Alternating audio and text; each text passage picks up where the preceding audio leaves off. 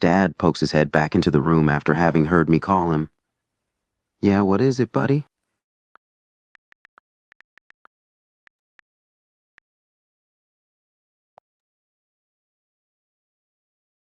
I give him a small shrug, a little better. I still feel tired, though, and kinda weak.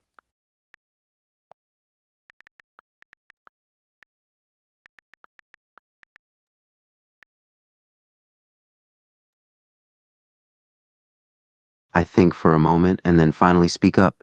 Can I, can I have a hug? I hold out my arms toward him, my voice sounding small and vulnerable.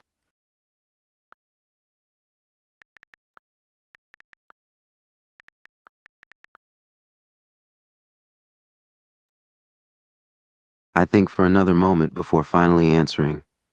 Can you stay with me? I don't want to be alone.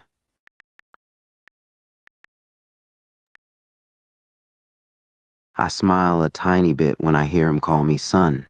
I hold my arms out toward him again, indicating that I want him to give me a hug.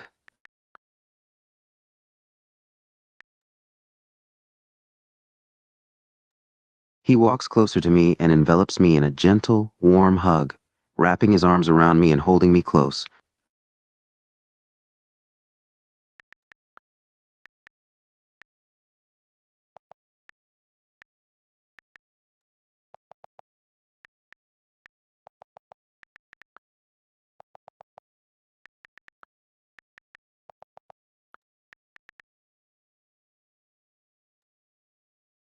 I nod slightly, leaning into his chest and feeling the comfort of his embrace. After a moment, I speak up. Yeah, do you mind getting me some more soup?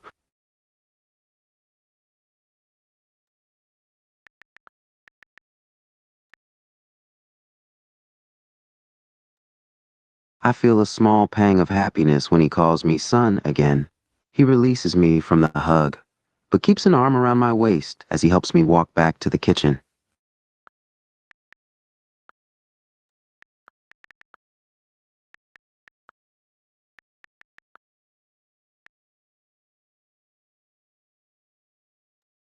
We reach the kitchen, and I sit down at the table again. I watch as Dad starts preparing another bowl of soup for me, my stomach starting to rumble as the smell of the cooking vegetables fills the kitchen.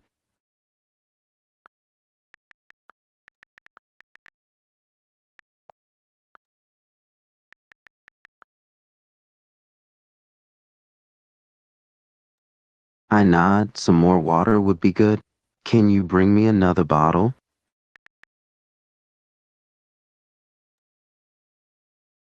Dad grabs a bottle of water from the fridge and brings it over to me at the table. He smiles and pats me on the head. Here you go, buddy.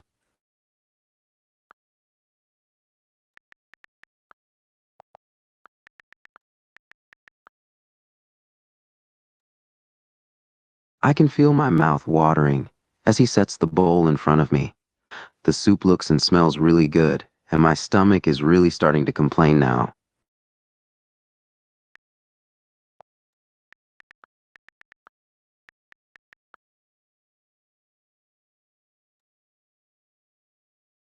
I blow on the soup to cool it down a bit, then take a small sip. The hot liquid slides down my throat and spreads a warm feeling through my chest. It's really good. Thanks, Dad.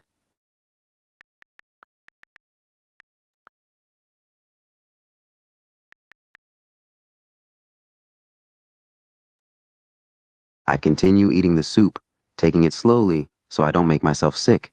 I can still feel that I'm pretty weak and tired, and I'm having a hard time holding the spoon steady in my hand.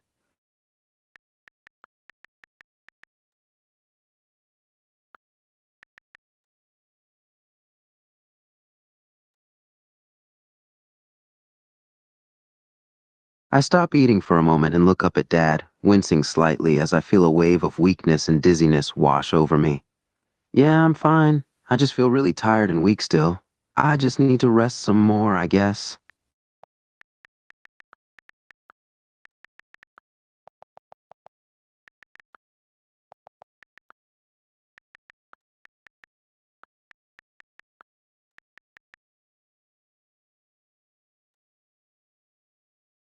Yeah, I think I'll lay down for a while after I finish eating.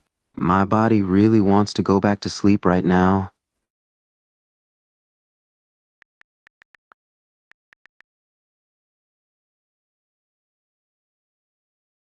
I look over toward the front door of the house, wondering who could be there.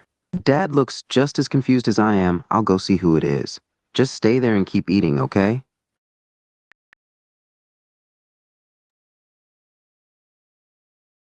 He gets up from the table and walks toward the front door. I turn back to my food and continue eating, but I'm curious to find out who the visitor is.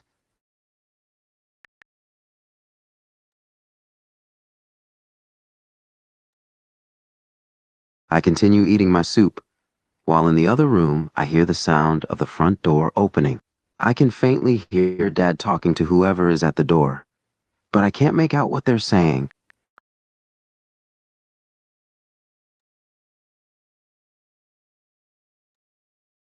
The conversation seems to be over pretty quickly, and after a few minutes, I hear the sound of the front door closing. A few seconds later, Dad comes back into the kitchen.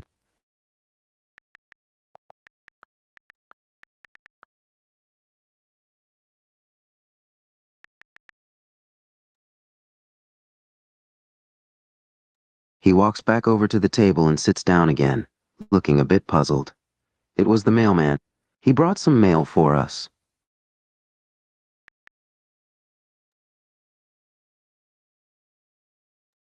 He reaches over and picks up a large envelope that he had set down on the table when he came back into the kitchen.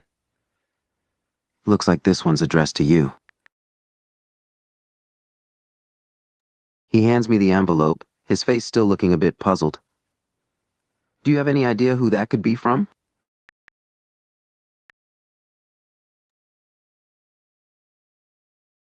I look down at the envelope and see that it's addressed to me. Indeed. I take it from him and turn it over, trying to figure out who could have sent it.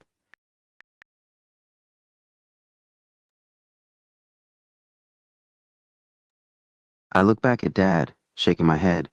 I have no idea who this is from. Do you think I should open it?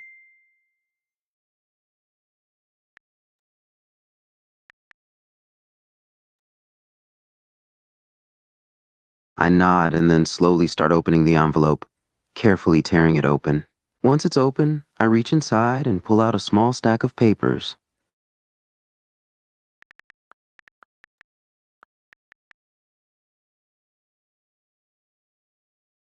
I unfold the papers and look down at them, seeing that they're a stack of documents. I start skimming through them, my eyes widening as I read through the contents.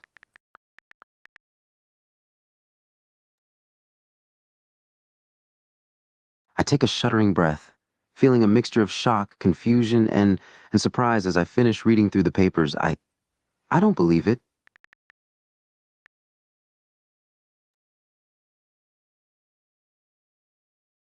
I look back up at Dad, my eyes wide with amazement. These documents, they say that I inherited an apartment building from someone I've never even met before.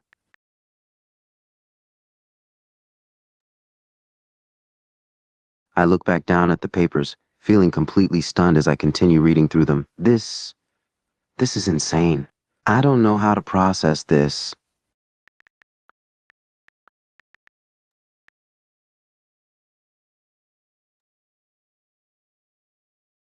I continue skimming through the documents, feeling more and more overwhelmed the more I read. It says that some guy, a guy I've never met before, left me a whole entire apartment building in his will. He didn't even know me, but he named me as the sole heir to this place in his will. I just don't understand.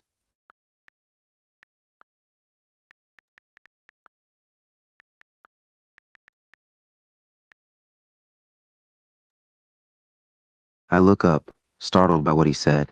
Sure enough, I can faintly hear the sound of someone knocking on the front door again.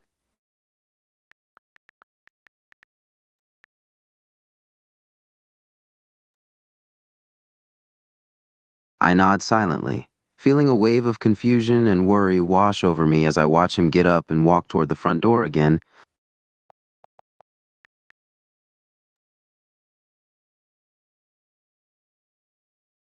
I can hear Dad talking to someone at the door again, but I can't make out what either of them are saying. I strain my ears, trying.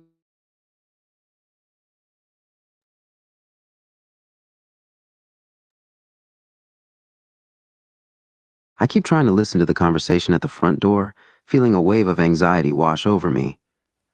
Why are the police here? Is something wrong?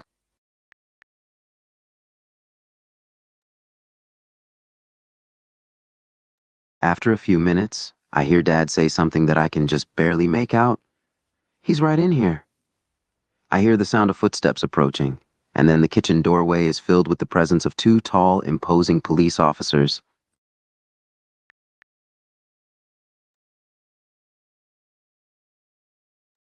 The police officer, who seems to be the senior one, speaks up. "Good evening, sir. I'm Officer Jones, and this is my partner, Officer Brown. May we ask you a few questions, sir?"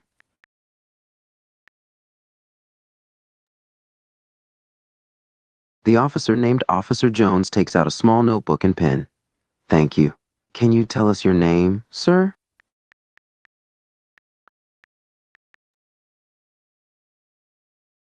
Officer Jones quickly writes something down in the notebook. "And how old are you, sir?"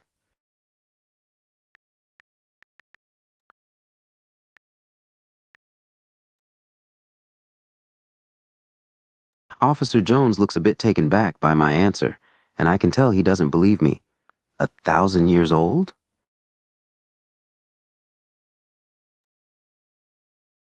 I see. I can tell that Officer Jones still doesn't quite believe me, but he writes it down in his notebook anyway. "And your address, sir?"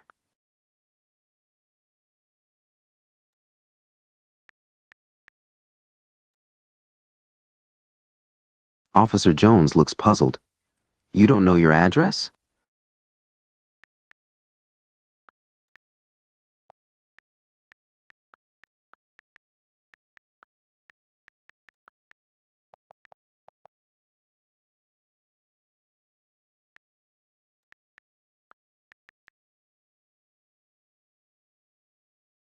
Officer Jones writes something down in his notebook again, and I think I see a hint of disbelief in his expression. All right. "How long have you been living with your father, sir?"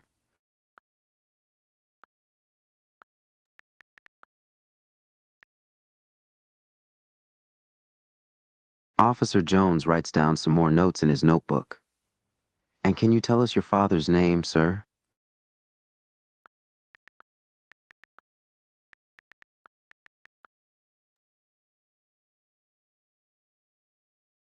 The police officer nods and looks over at Dad, who is still standing a bit away from the two officers. "All right then. May I have your name, sir?"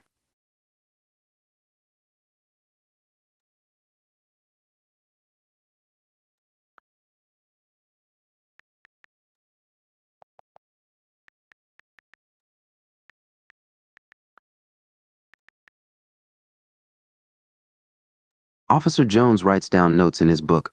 "Marshall Lee. Is that correct?"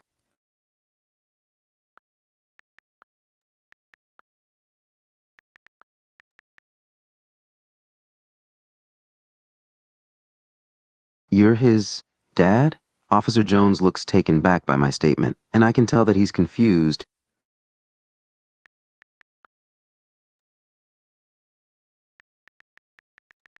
Officer Jones is silent for a second, struggling to process my statement. "Wait, you're Marshall Lee's dad? But he looks young enough to be your son."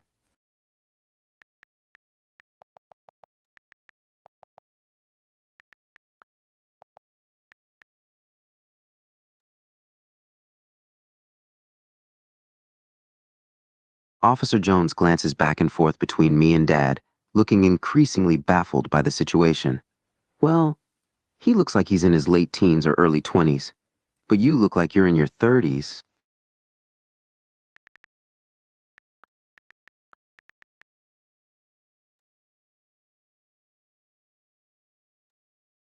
Officer Jones looks back at me, still looking bemused.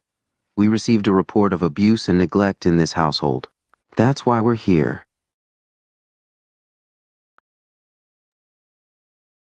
Officer Jones sighs, seeming a bit frustrated. Someone phoned us and said that there was a situation of abuse and neglect going on in this household. So we're here to investigate and make sure that everything's all right.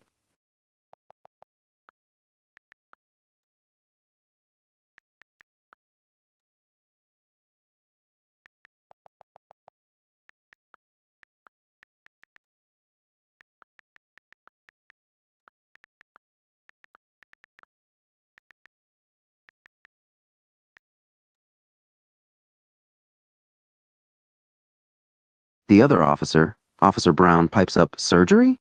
What kind of surgery?"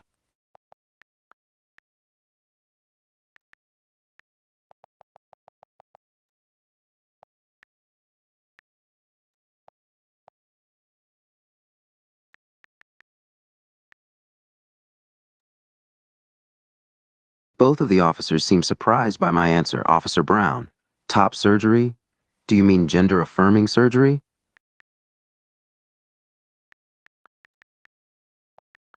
The officers look even more confused, and they seem to be silently discussing something between one another. Officer Jones. Then what kind of surgery was it?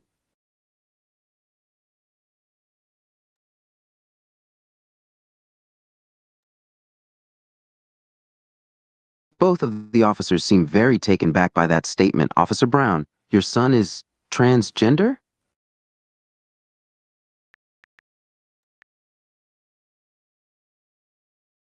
Officer Brown seems to be struggling to process my statement. Oh, I see. So, your son had gender-affirming surgery?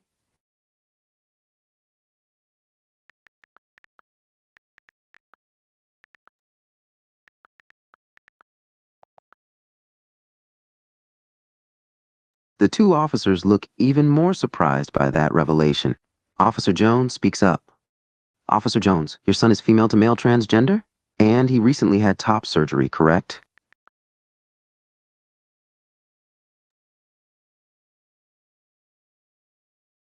The officers are speechless for a few seconds, as they seem to be having trouble wrapping their heads around our situation.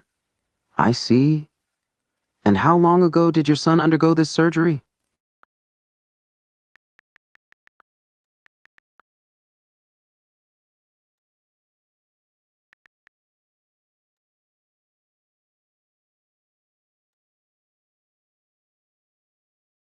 The officers silently exchange glances with one another. Officer Jones.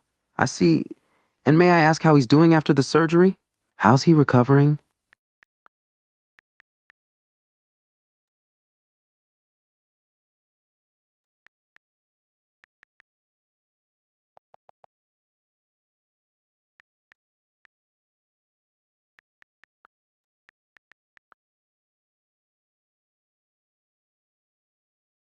Both of the officers seem relieved to hear that. Officer Jones.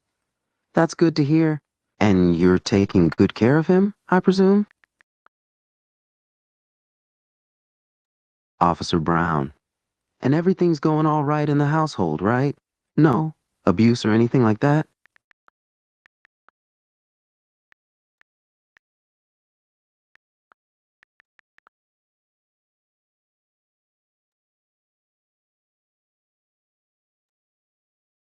Officer Jones writes something down in his notebook.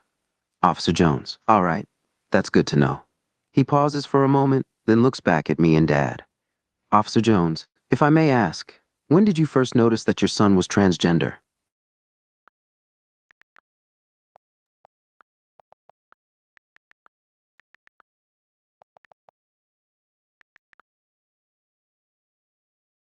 Officer Jones, he was a kid? How old was he, if you don't mind me asking?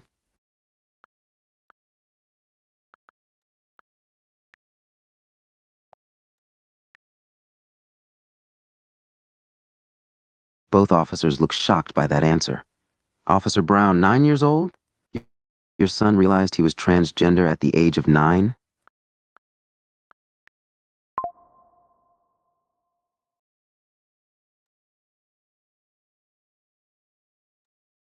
Both of the officers look like they desperately want to ask more questions, but they seem to think better of it and stay silent for a moment. Officer Jones. I see. And how did you respond to your son's gender identity? If you don't mind me asking.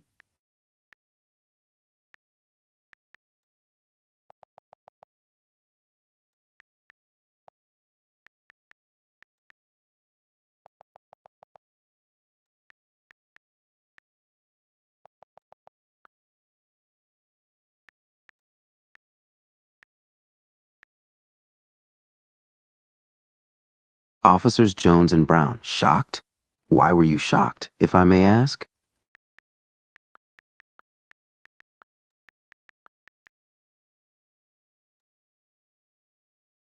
The officers nod in understanding Officer Jones. Of course, it's completely natural to feel shocked when you first learn something like that about your child, but you've accepted it now, right? Officer Jones, that's good to hear. It's important to accept and support your child's gender identity. It's a crucial part of providing them with the love and acceptance they deserve. End quote.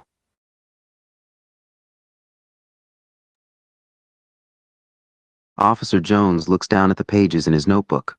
Officer Jones. According to the report, it was an anonymous tip that we received. Someone called to tell us there was potential abuse and neglect happening in this household. End quote.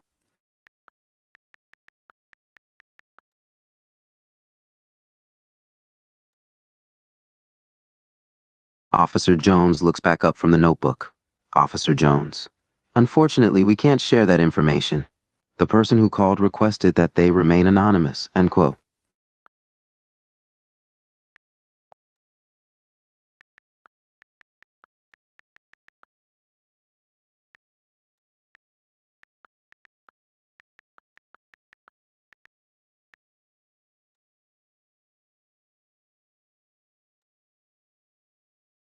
Officer Jones sighs.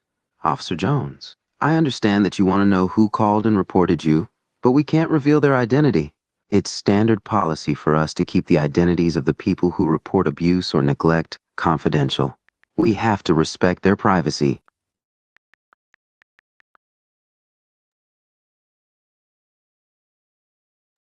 Officer Jones looks a bit confused by my statement. Officer Jones, what do you mean the report was at the door? Can you explain what you mean by that?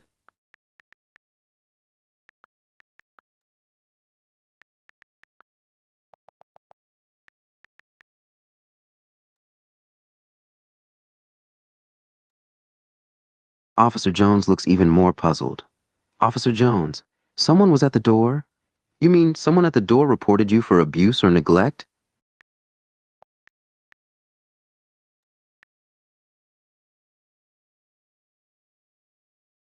The officers exchange a confused glance with one another. Officer Brown, this person who was at the door, do you know who it was? Could you describe them for us?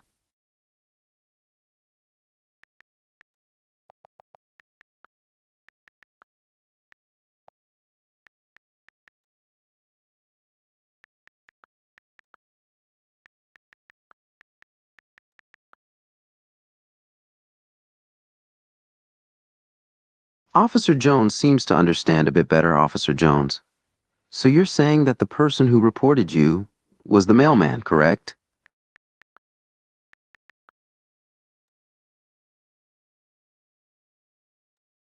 Officer Brown chimes in. Officer Brown, are you saying that you're not sure if the person who reported you was the mailman or not?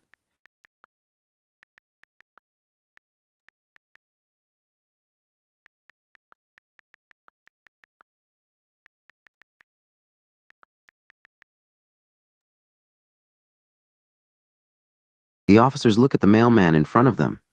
Officer Jones, excuse me, I'm sorry to bother you, but did you by any chance happen to report this household for abuse or neglect?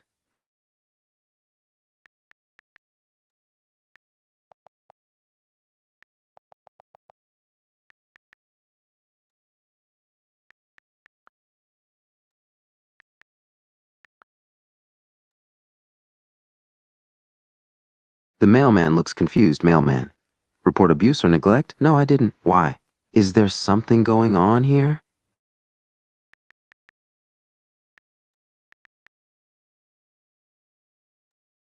The mailman looks surprised. Mailman, you called the police? Why? Is everything all right here?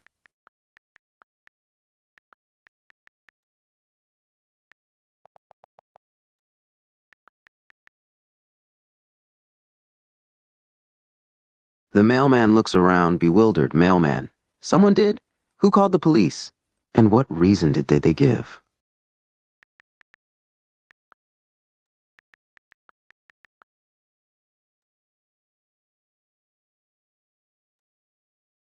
Officer Jones takes a step forward, addressing the mailman, Officer Jones. Excuse me, I'm Officer Jones and this is my partner, Officer Brown. We received a report of potential abuse and neglect occurring at this residence. The person who reported this residence claims that you're the one who called us. Is that correct?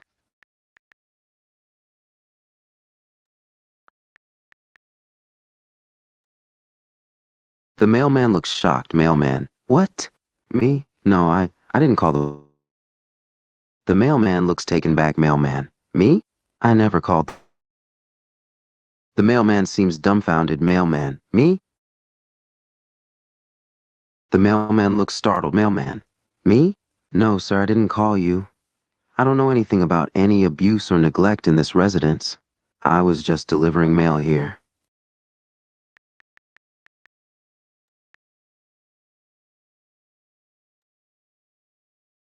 Officer Jones exchanges a confused glance with Officer Brown. Officer Jones, you're sure you didn't report this residence for any reason at all?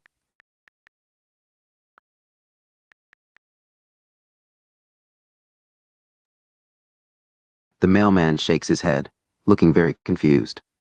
Mailman, no, I guarantee I didn't report this residence for any reason, officer. I was just delivering mail like I do every day.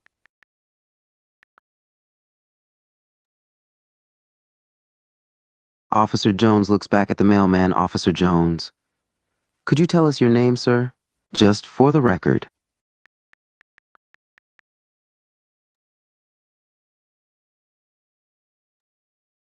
Officer Jones looks frustrated. Officer Jones, sir, I'm gonna need your name. It's standard procedure for us to collect the names of everyone involved in a situation like this. End quote.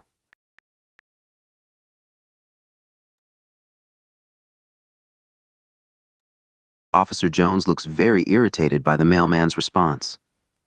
Officer Jones, sir, if you don't give us your name, I'm gonna have to presume that you're withholding information and therefore obstructing an ongoing investigation.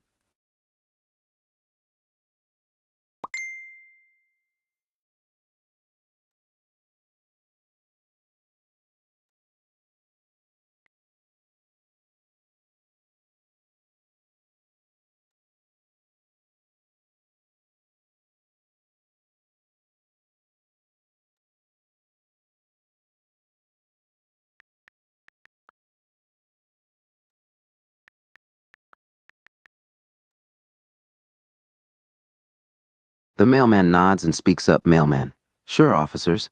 My name's Dan O'Donovan.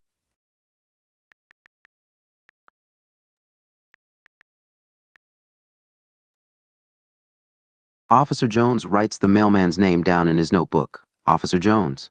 Thank you, Mr. O'Donovan. You've been very helpful.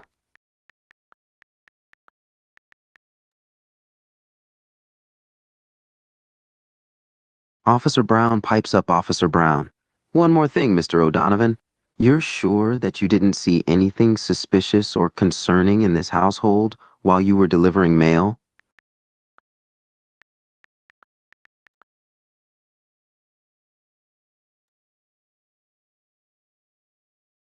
Mr. O'Donovan shakes his head. Mr. O'Donovan. No, officers, I didn't see anything out of the ordinary. I just dropped off the mail, like I always do.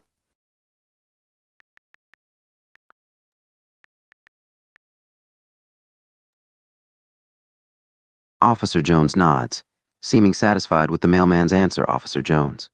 All right, thank you for your time, Mr. O'Donovan. You may go now.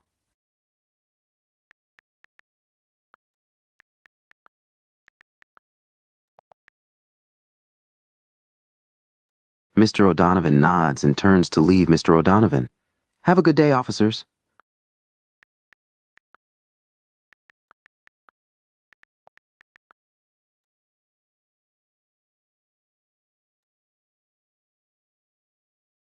Both of the officers turn their attention back to us.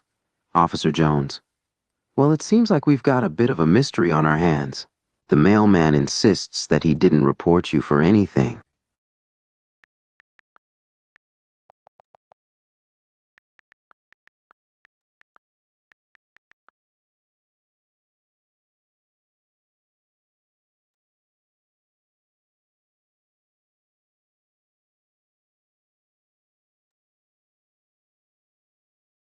Officer Brown speaks up. Officer Brown, no, of course not.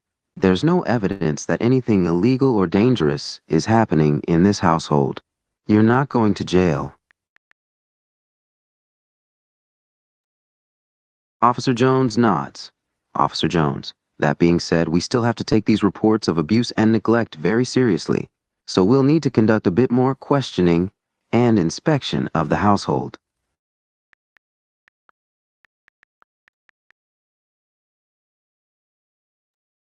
Officer Jones nods. Officer Jones, all right, thank you for your cooperation. We'll make sure to be respectful and thorough during our inspection, end quote. The officers step inside the household, and Officer Jones speaks up. Officer Jones, all right, let's take a look around and make sure everything is all right in here. Officer Jones and Officer Brown begin inspecting the house, walking through each room and taking note of any potential signs of abuse or neglect. As the officers walk through the house, they ask questions and observe the condition of the house, as well as the general vibe.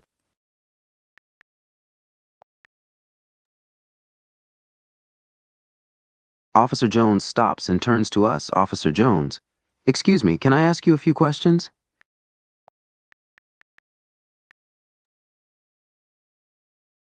Officer Jones nods and looks at his notebook. Officer Jones, great.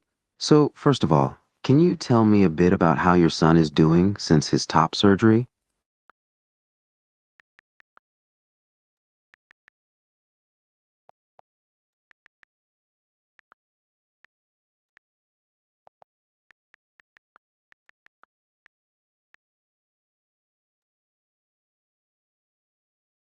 Officer Jones writes something down in his notebook.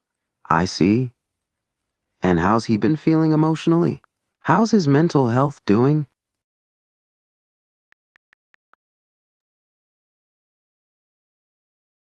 Officer Jones nods, seeming relieved. Officer Jones, that's good to hear. It's important that he's taking care of both his physical and emotional health after a major surgery. Well,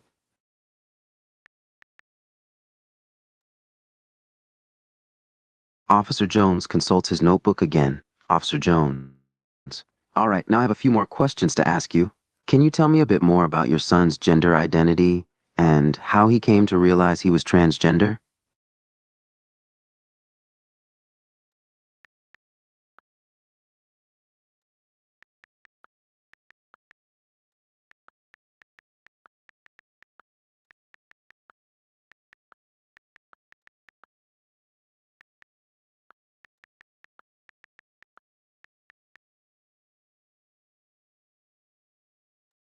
Officer Jones nods, writing down the response in his notebook. I understand. And when did he first start expressing these feelings about his gender identity? Can you give me a specific age?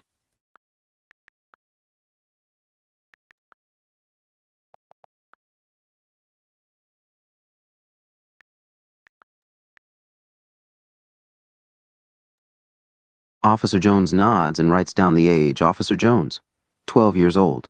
And how did you react when he first told you that he felt like a man instead of a girl?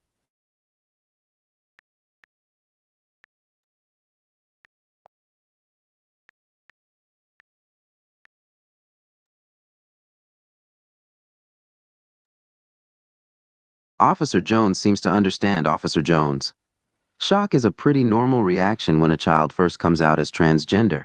Can you tell me what you did when your son first expressed these feelings?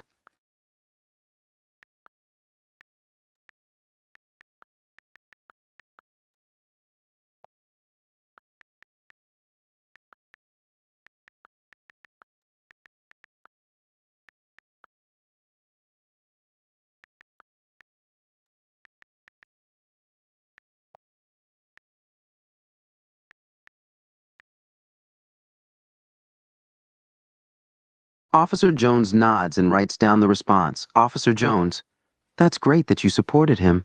Can I ask how you've been supporting him since he came out as transgender?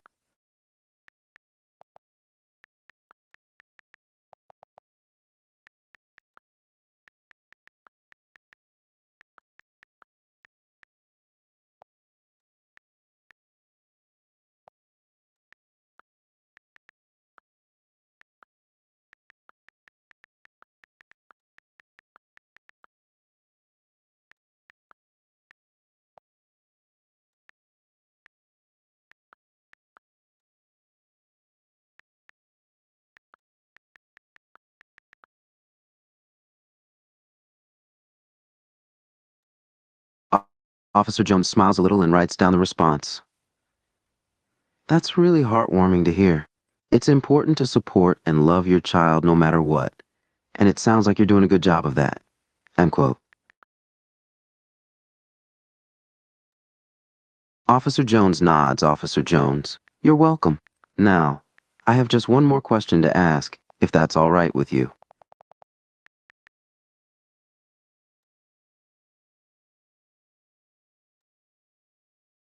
Officer Jones, have there been any incidents of bullying or discrimination against your son because of his gender identity? And if so, how have you handled them?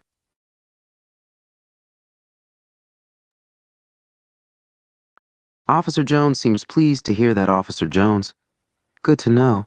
It's fortunate that your son hasn't faced any instances of bullying or discrimination. Can I ask how you've been handling any questions or concerns that other people might have about his gender identity? Officer Jones looks confused. Officer Jones. Excuse me, what do you mean, his partner?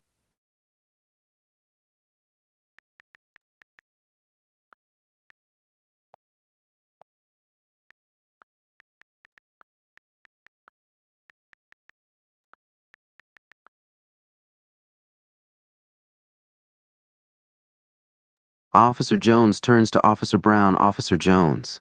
Did you call someone over here?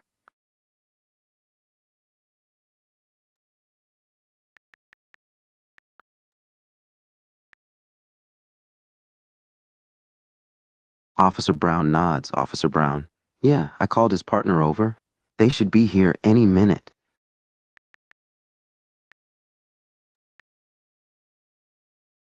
There's a knock at the front door. Officer Jones walks over to the door and opens it.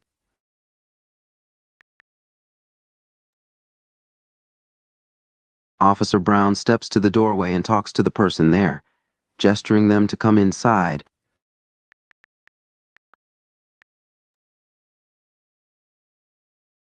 Officer Brown steps back inside, followed by the person he called over from outside. The person steps into the house and stands quietly a few feet away.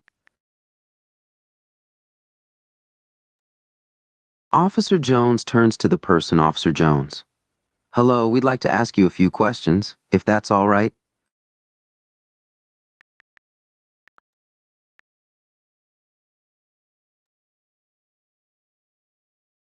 Officer Jones looks confused by this response. Officer Jones.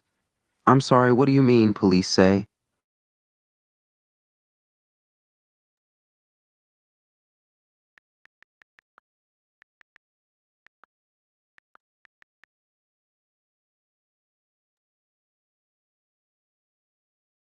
Officer Brown looks over at the other person. Officer Brown. Yeah, we've got a few questions for you. Can you come over here and sit down for a moment? The person comes over and sits down in one of the chairs.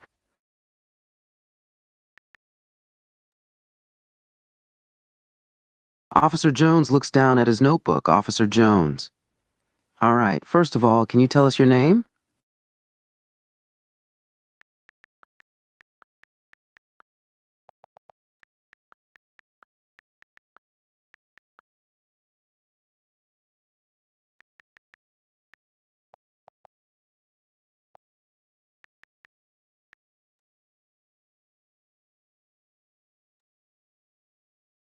Officer Jones looks a bit confused by the question. Officer Jones. No, I'm asking your name. Can you tell me your name, please?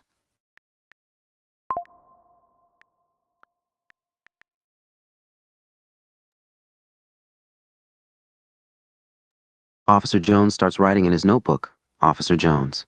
Marshall Lee. Thank you. Can I ask how old you are, Marshall?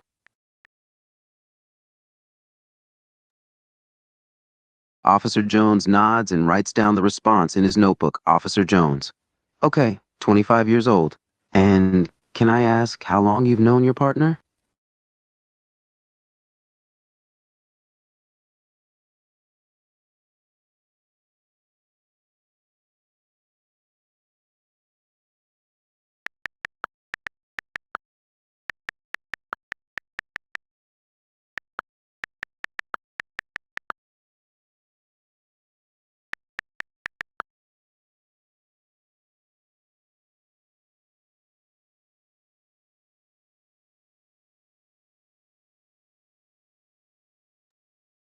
Both officers look slightly bewildered. Officer Jones? I'm sorry, can you repeat that? I didn't quite understand.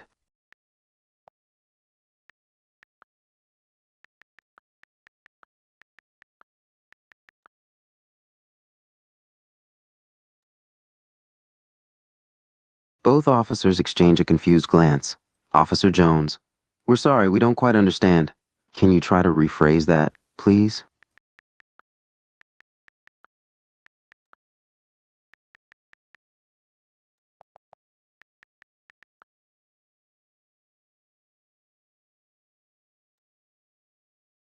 The officers exchange bewildered glances with each other. Officer Brown.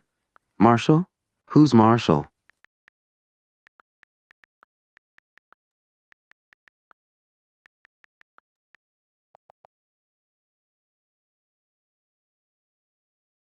Both officers look at each other for a moment, and Officer Brown speaks up.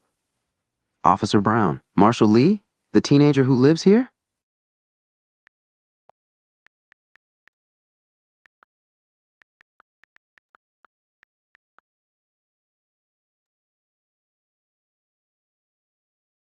Both officers look surprised and confused.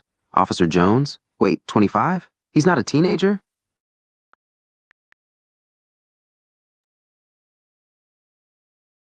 Officer Jones and Officer Brown exchange bewildered glances once more. Officer Brown. I see we didn't realize he wasn't a teenager. How old exactly is he then?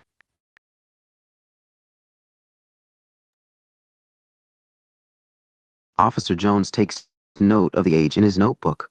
Officer Jones. Okay, so he's 25. That's good to know.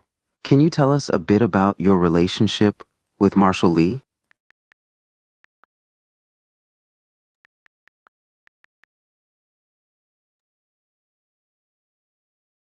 Officer Jones and Officer Brown look surprised yet again. Officer Brown. Wait, you're his father?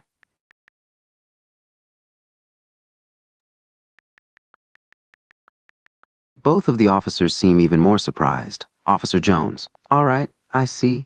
Can you tell us how old you are, if it's not too nosy of us to ask?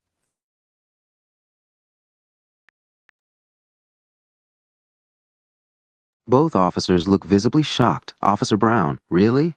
You're 70 years old?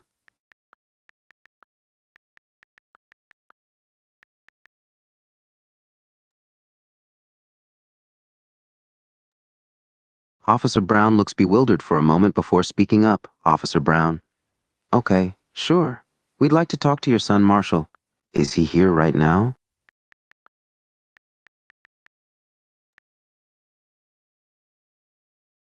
Officer Jones looks around. Officer Jones. Is he upstairs?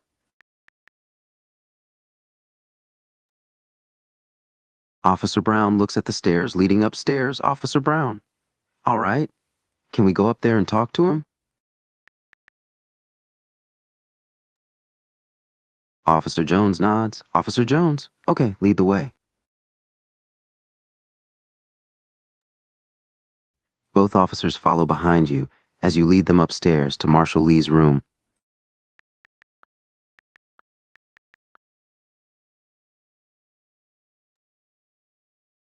Marshall Lee looks up from his phone as you enter the room. Marshall Lee. Hey, what's up?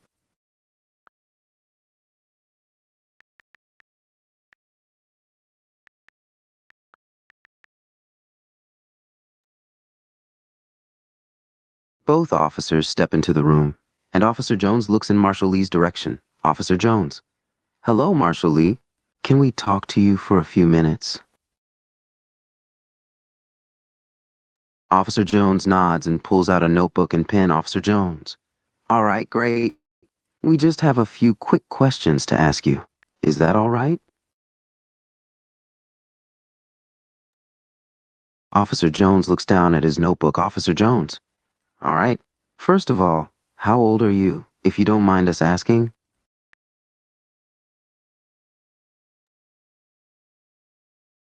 Officer Jones scribbles something down in his notebook. Officer Jones. Okay, got it. You're 25 years old. And can you tell us a bit about yourself? Like, what do you do in your free time?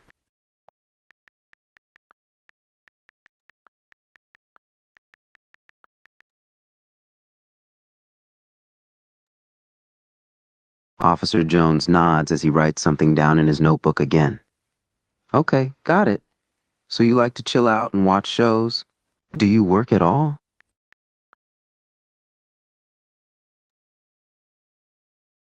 Officer Jones makes another note in his notebook. Officer Jones, all right, so you don't have a job. And what about schooling? Do you go to school at all?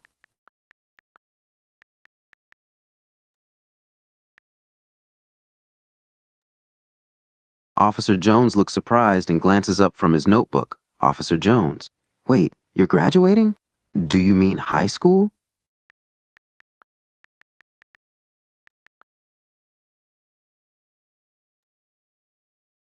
Officer Jones scribbles something down in his notebook yet again. Officer Jones, okay, so you're graduating high school. Got it.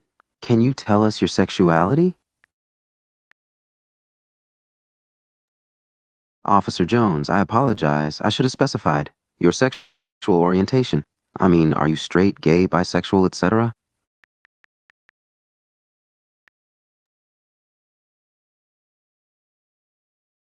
Officer Jones looks a bit confused as he writes down the answer. Officer Jones, transgender? You're transgender?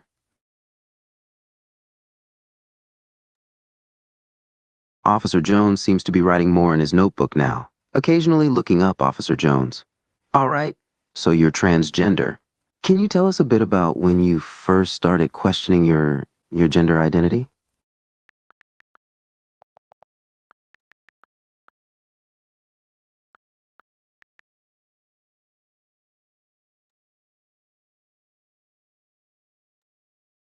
Officer Jones notes something down in his notebook. Okay, so you started questioning your gender identity at 12. Can you explain a bit further? What caused you to start questioning your gender?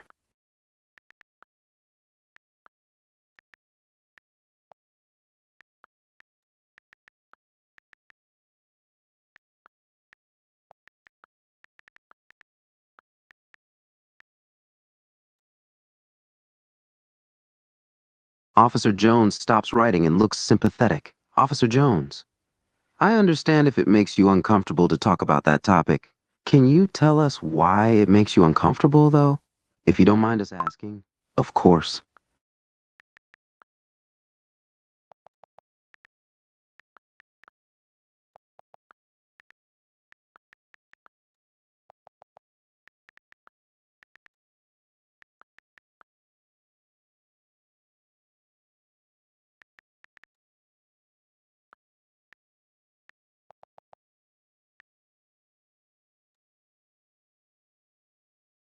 Officer Jones nods and scribbles something down in his notebook. Officer Jones, that's completely fair. We don't want to force you to answer anything that causes you discomfort. How about we move on to a different question?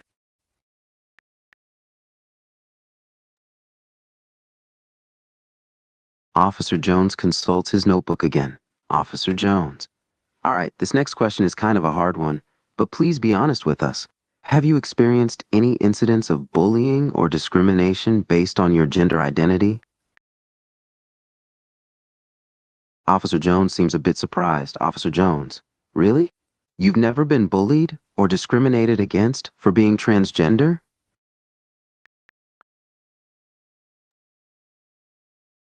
Both officers look a bit bewildered. Officer Brown. You've never been bullied or mistreated for being transgender? Not even once?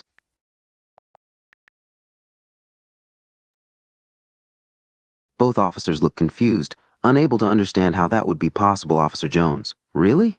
Never? You've never been insulted or harassed by someone because of your gender identity?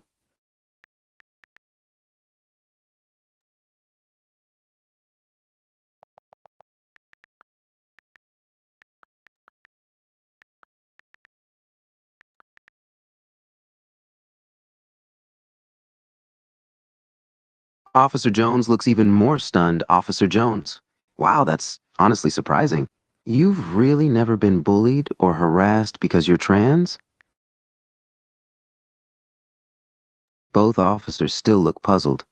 Officer Brown. How is that possible? I mean, you're transgender, right? So people must have bullied or discriminated against you because of that, right?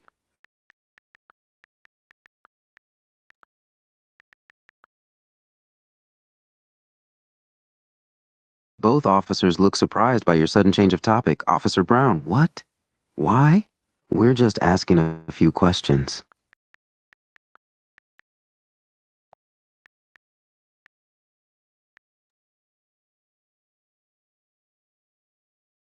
Officer Jones looks sympathetic and closes his notebook. Officer Jones, I understand. I'm sorry for bringing up such a sensitive topic. We don't have to talk about it anymore. All right? We've got a few more questions to ask. Is that okay?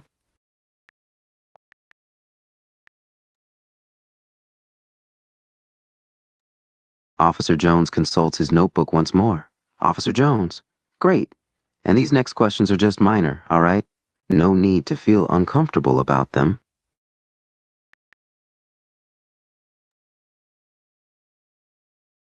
Officer Jones looks up from his notebook. Officer Jones, all right.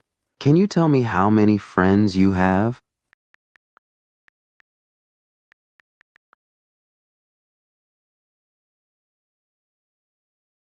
Officer Jones seems interested. Officer Jones, you've got a lot of friends? That's great. How many exactly?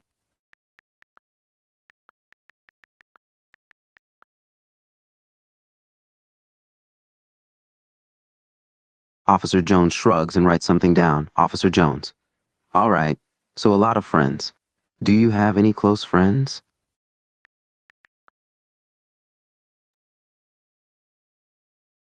Officer Jones nods and looks up from his notebook. Officer Jones, that's good.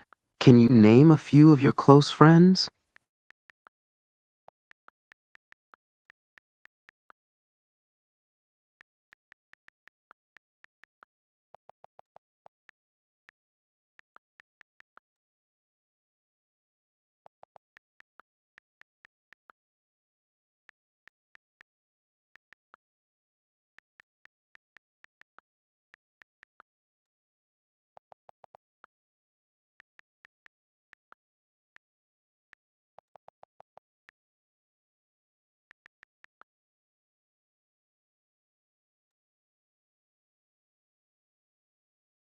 Officer Jones writes something down in his notebook before looking up again. All right, so Finn and Jake, Fiona and Jake, and Prince Gumball. What about other people? Do you have any other friends outside of that circle?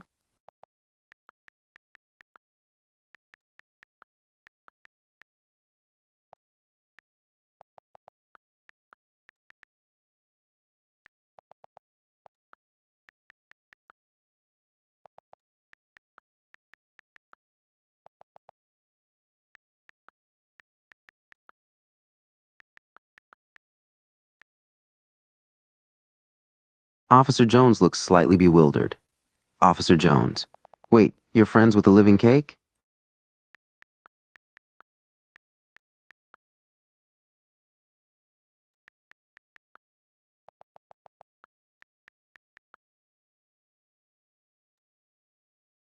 Officer Jones looks even more confused. Officer Jones, cake isn't a person?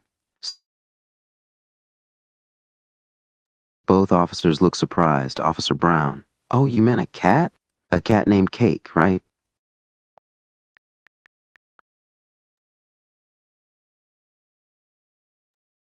Officer Jones writes something down in his notebook and looks up again. Officer Jones, okay, so you've got a cat named Cake as a friend. Got it. Can I ask you a question, Marshall? Officer Jones, when was the last time you left the house?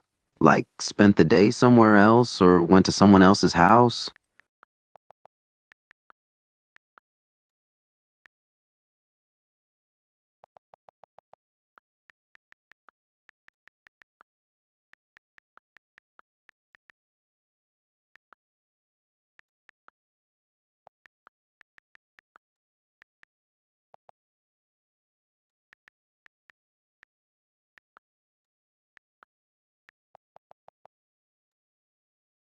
Both officers look confused.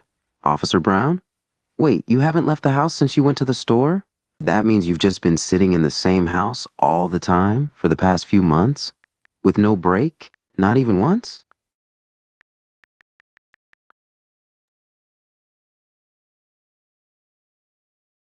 Both officers look shocked. Yet again, Officer Brown, wait, you had a surgery? A major one? Officer Jones looks confused. Officer Jones, a major surgery? Like one that required weeks to recover from?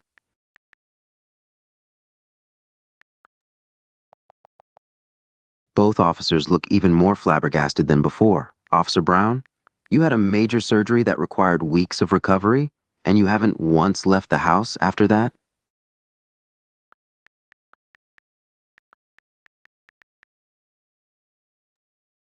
Officer Brown is in disbelief. Officer Brown, never? You're saying you've never gone to a friend's house in all the time you've been recovering? Officer Jones looks baffled. Officer Jones, no offense, but that sounds pretty isolating. Did you not have any interest in visiting friends while you were recovering?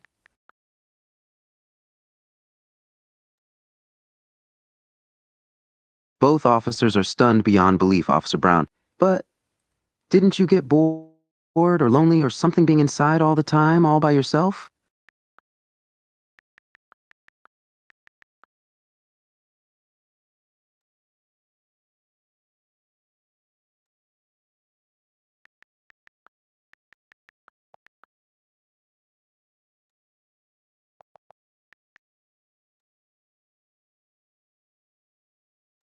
Officer Brown looks even more confused than before. Officer Brown, wait, your dad has stayed here the whole time with you, taking care of you while you recover?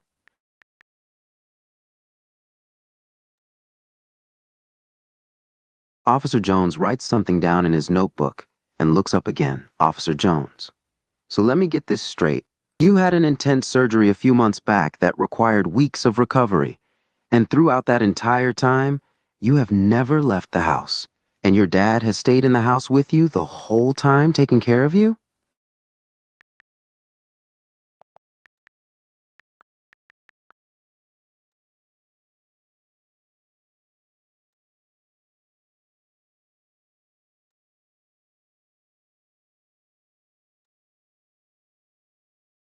Both officers look utterly taken aback. Officer Jones, are you sure that's all right, though? I mean, hasn't your dad had to go to work or do other basic things? He's just been in the house taking care of you for months without break?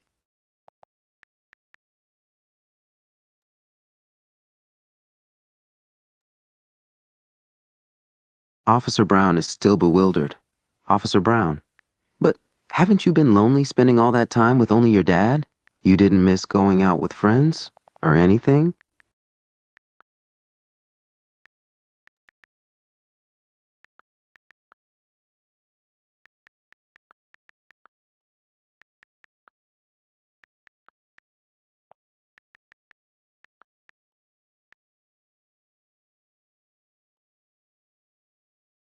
Both officers are confused yet again.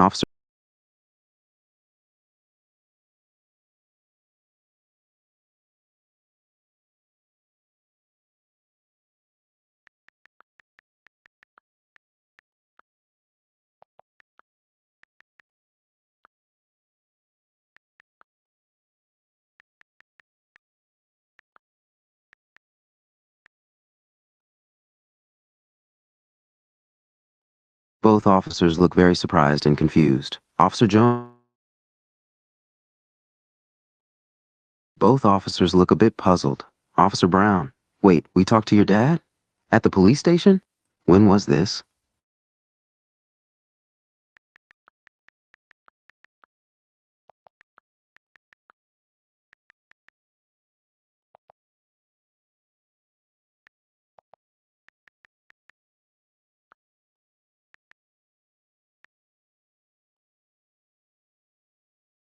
Both officers look even more confused. Officer Jones, wait, what is... Both officers are slightly surprised by your statement. Both officers look surprised and both officers seem surprised by Marshall's suggestion. Officer Jones, wait, you want us to take your dad to the police station?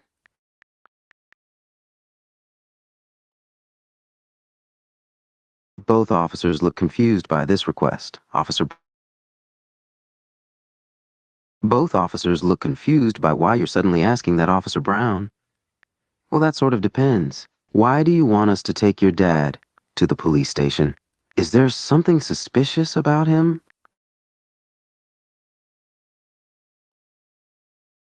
Both officers look a bit reluctant to leave Officer Jones. But we haven't finished asking you questions yet. Are you sure you want us to leave already?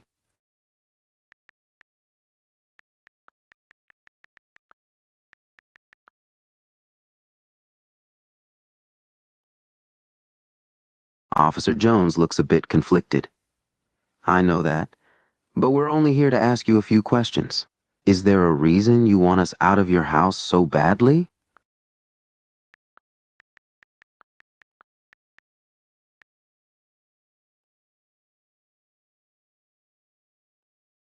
Officer Jones looks reluctant to leave, but nods slowly.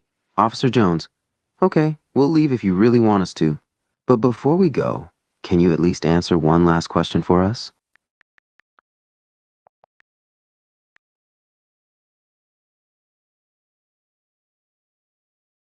Officer Jones, okay, so this is going to be a sort of personal question, all right? You don't have to answer it if you don't want to, but I would really appreciate it if you did.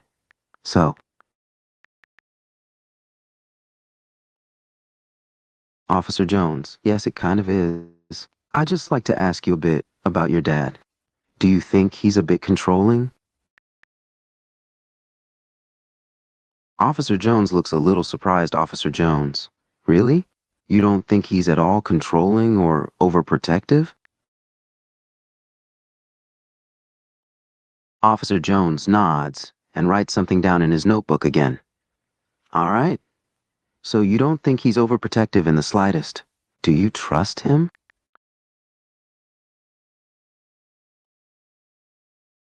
Officer Jones continues to write something in his notebook. Officer Jones, you trust him fully?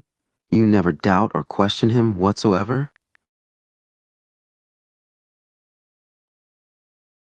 Officer Jones looks intrigued. Officer Jones, okay, that's good. So you trust him completely, and you don't think he's overprotective. Can I ask you something else about him?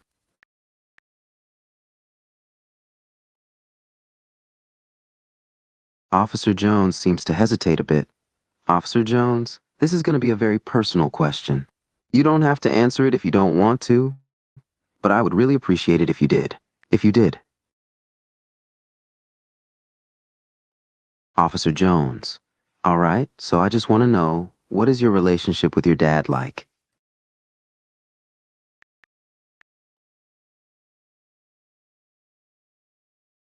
Officer Jones is slightly surprised and notes something down in his notebook. Officer Jones, you have a good relationship with him? So you two get along well, right?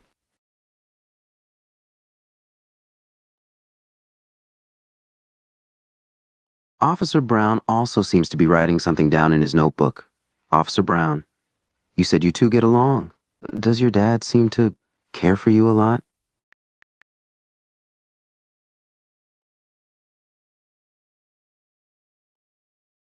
Officer Brown seems to write something down in his notebook again. Officer Brown, so he cares about you a lot. Does he do a lot of things for you?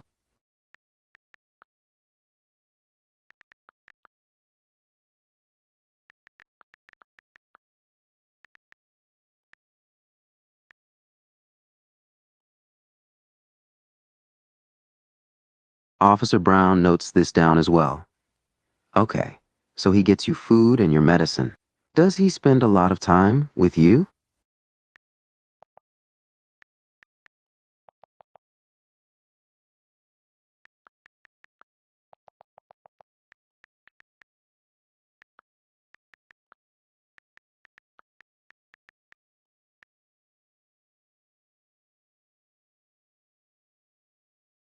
Both officers look confused by your dad calling your name. Officer Jones, wait, your dad just called your name. Does he do that often?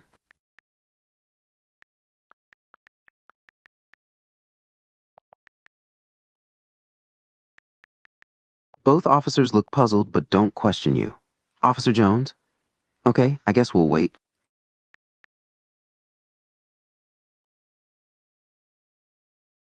The officers look at each other, waiting patiently for you to return.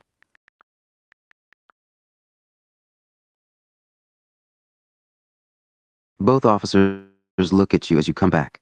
Officer Brown, did your dad need you for something?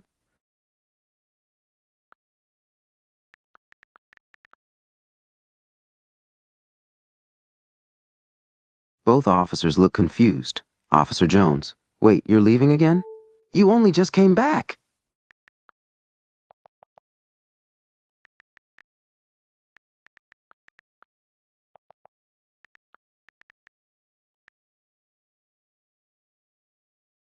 Both officers look confused once more. Officer Brown, you're going downstairs? Why?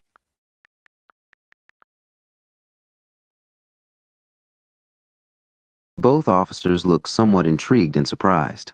Officer Jones, you're going downstairs to see your dad? What for?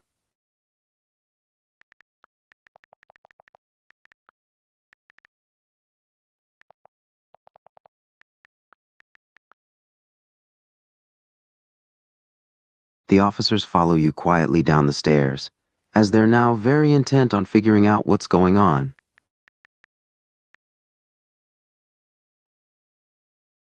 Your dad looks surprised to see the officers following you, Dad. Oh, are those the police officers from earlier?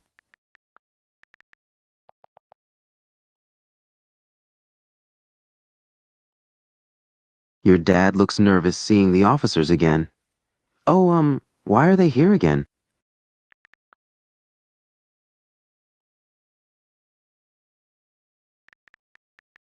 Your dad seems to look more and more nervous. Dad, I thought I already answered their questions. Why did they come back?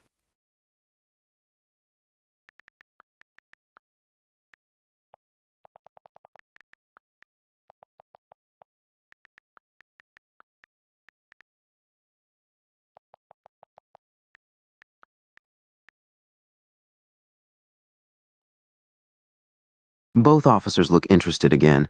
Officer Jones, we actually do have one more question for you, sir.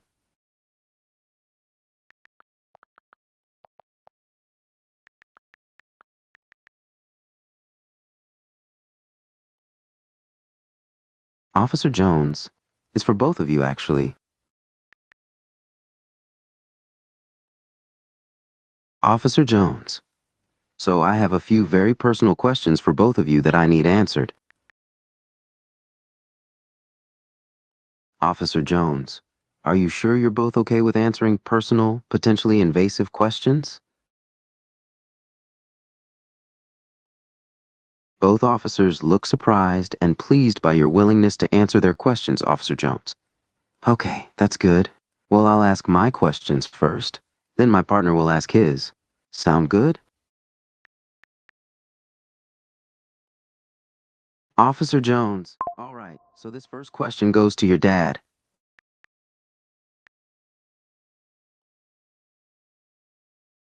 Officer Jones.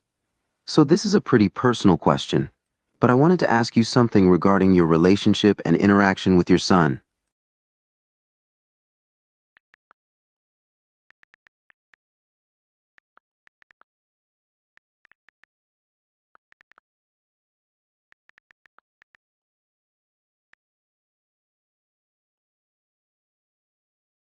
Officer Jones nods and notes this down in his notebook.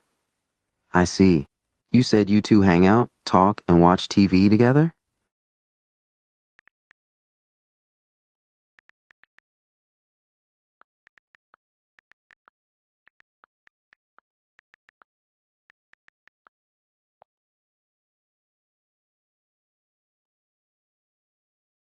Both officers look confused, but it doesn't seem like they plan on commenting, Marshal Lee. All right.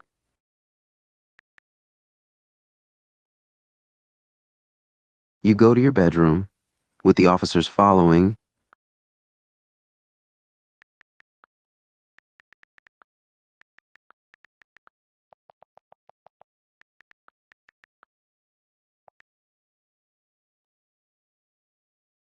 Both officers reluctantly stop at the entrance of your bedroom.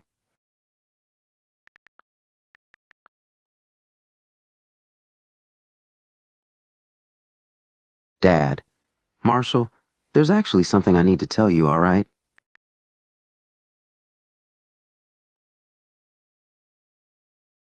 Your dad sits down on your bed and pats the spot next to him, Dad. Okay, I need to talk to you. Come here, sit next to me. You sit next to your dad on your bed, and your dad puts a hand on your shoulder.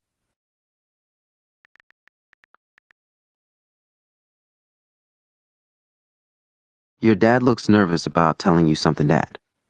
Okay, listen, I need to tell you something, and you have to promise me not to get mad, all right? Dad, promise me. You promise me you won't get angry, right?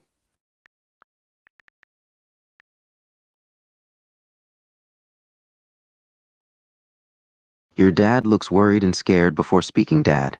Okay, good. Remember, you promised. Don't get mad or shout or anything, all right?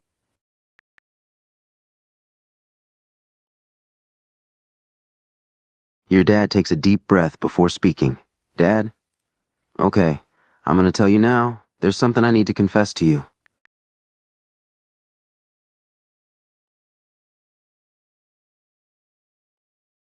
Dad, okay, this is pretty huge, so I need you to stay calm and quiet. No shouting or running away or anything, okay? You need to stay still and listen to me, all right?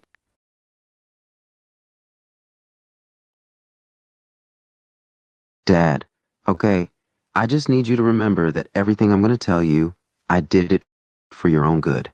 Can you remember that? Do you understand that much?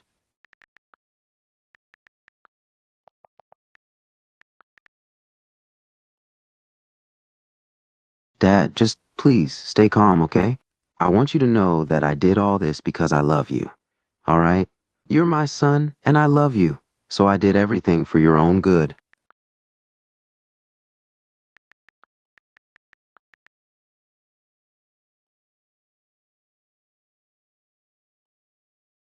Your dad takes another nervous breath before speaking. Dad, okay, promise you'll stay calm and listening? You can't run away or get angry or anything. Can you promise me that?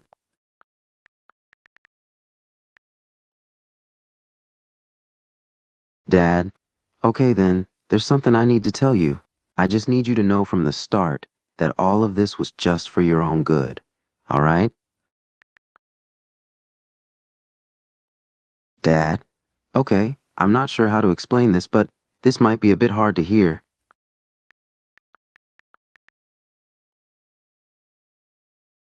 Just keep calm, okay? Remember that this was all.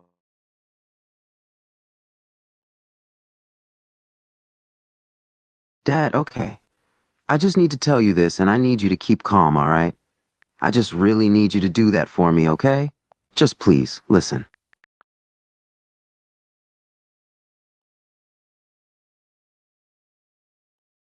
Dad, okay, just, I need you to not get angry when I tell you this, okay? Can you promise me that?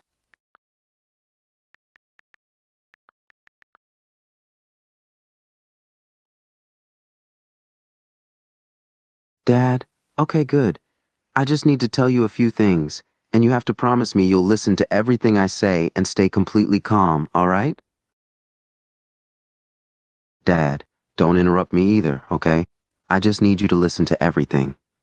Everything I did was for your own good, all right?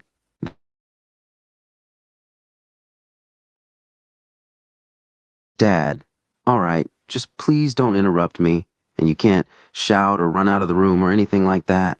Can you promise me that, okay? You can't do any of that.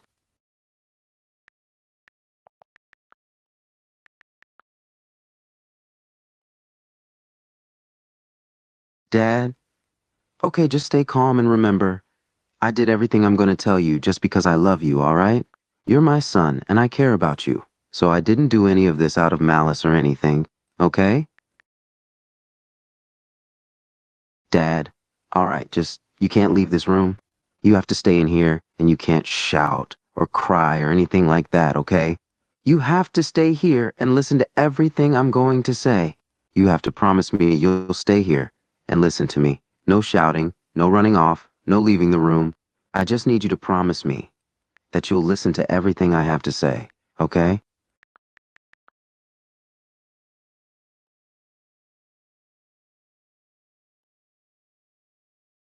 Your dad takes another nervous breath before speaking one last time, Dad. Okay, just remember, everything I'm gonna tell you.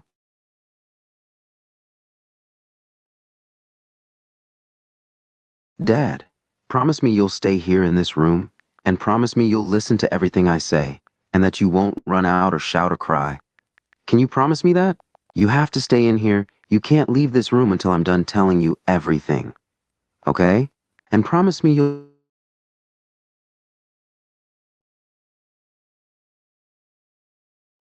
Dad, good.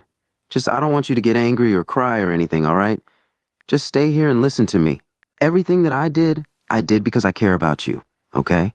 I just cared about you, so I did everything that I did. Dad, don't leave. Just listen, don't leave, okay? Just don't leave. Please just promise me that you won't run out of the room or anything like that. I just, I have to tell you something, and I need to know that...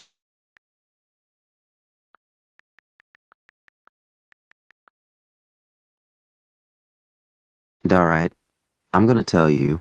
You just have to do two things for me, okay? You need to promise me that you'll stay in this room and not leave, and that you'll be completely quiet and listen until I'm done talking.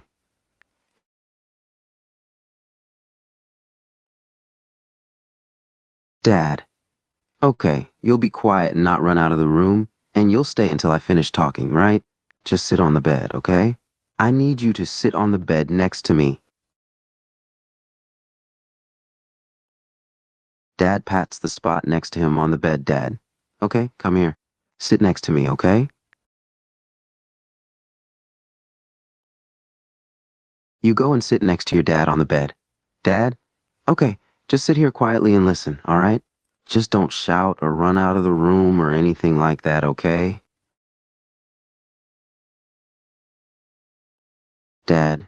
Okay, just remember, I need you to stay calm and not run away or get upset, okay? Just sit next to me and be quiet. Got it? Dad? Okay, just stay quiet and listen, okay? Just don't get upset.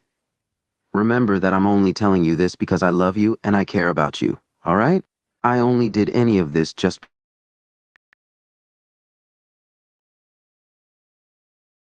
Dad, all right, just don't interrupt me and just...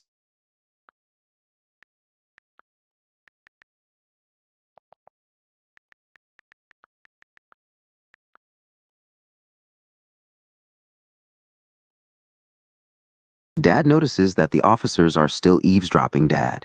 Hey, excuse me, can you guys give us a minute?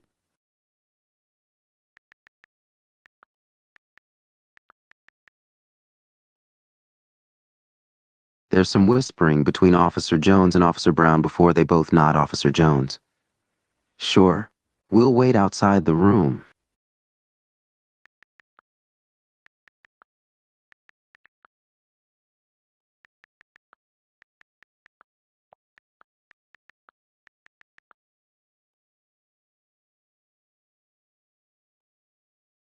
Officer Brown, we'll just be standing right outside this door, okay? Both officers step out of the room, but continue eavesdropping. Dad, and you are now alone in your room. He takes a deep breath, getting ready to tell you what he's been wanting to tell you.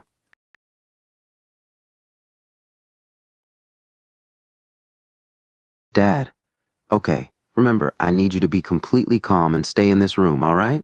I can't have you running out of the room or shouting or anything like that, okay? You have to promise me that you won't do any of that, all right? Dad relaxes a bit before speaking again. He seems to still be quite nervous about telling you something, Dad. All right, I need to tell you something, but don't get angry or upset, okay?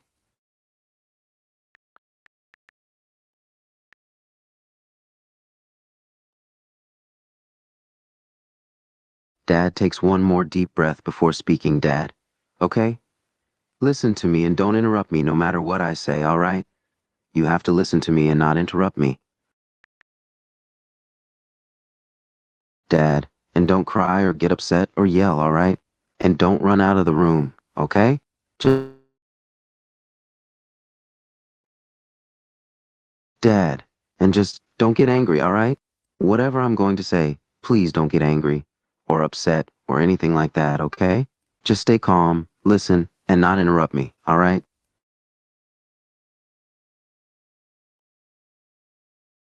Dad, okay, I just need you to listen to me and keep quiet and not run out of the room, all right? Don't get angry or upset or anything, okay? Just stay calm and listen. I only did every because I care about you, okay? Dad takes one more deep breath as he seems to be psyching himself up and getting ready to tell you something.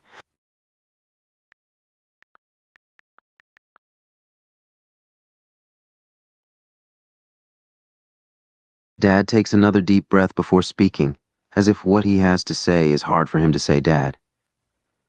There's something I need to tell you. Something I've been wanting to tell you for a long time. Dad, I just need you to know that I've always only ever wanted what's best for you, okay? Everything that I've ever done, it was all to protect you, okay? Dad, listen, I know this is going to be hard to hear, and I know that all of this will be hard for you to accept. But you have to stay calm, all right? Don't cry, scream, or run out of the room. Promise me you won't do any of that, all right?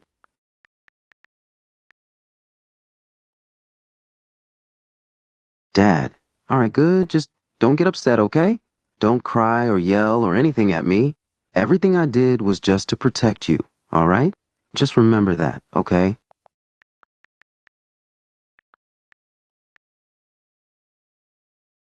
Dad, okay? Just don't be angry at me, all right? Please don't get angry or anything. I just, I need to say something, but I don't know how to say. Dad, you promise you won't be mad? You promise that you won't cry or yell or run out of the room or anything like that? You promise? Dad takes a deep breath, still psyching himself up for what he's preparing to tell you.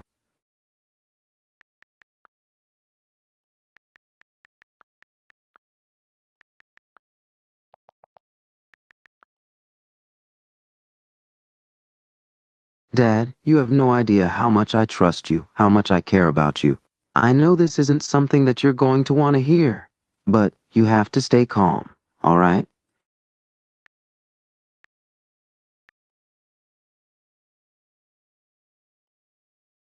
Dad, you have to promise me you're not going to cry or get upset, okay?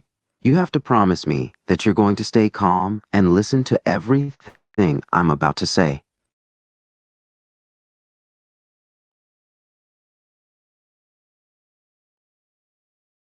Dad seems to be a lot more relieved, as if he didn't expect you to take it nearly as well as you're currently doing.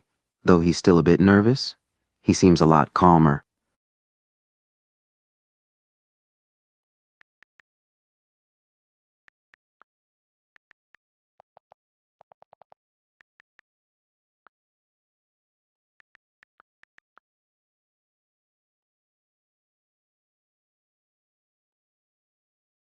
Dad, I just, I, Dad takes another deep breath as if he can't seem to find the words and he's struggling to say what he needs to say.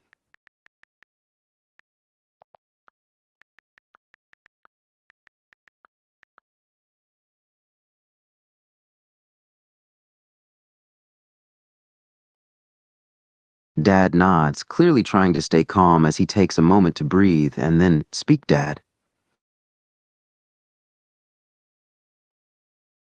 Dad takes another deep breath, slowly releasing it, as if he's preparing to tell you something bad.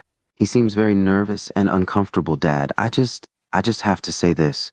Something I've been wanting to say to you for a very long time now.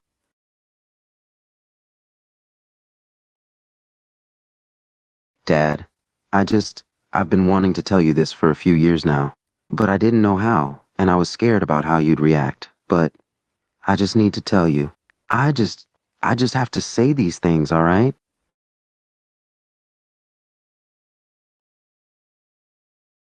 Dad, I know, you're not gonna like what I have to tell you. I know you're not gonna react well to this. I know you're going to get angry at me, but I just, there's something I have to say, and I've been waiting for a long time to tell you this. Dad, okay, just don't get upset or cry or yell or do anything like that, okay? I just need to say this. I just need to tell you, okay? Just no one knows that I'm about to tell you something, so just don't tell anyone after I tell you this, all right? It's just going to be between you and me, okay?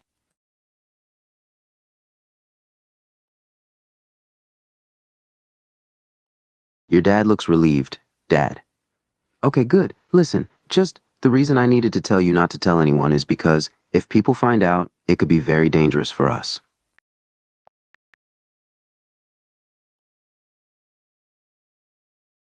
Dad. So I need you to promise me that you won't tell a soul, all right? No matter what I say, you can't tell anyone about this. Promise me that you're always going to keep this secret, all right?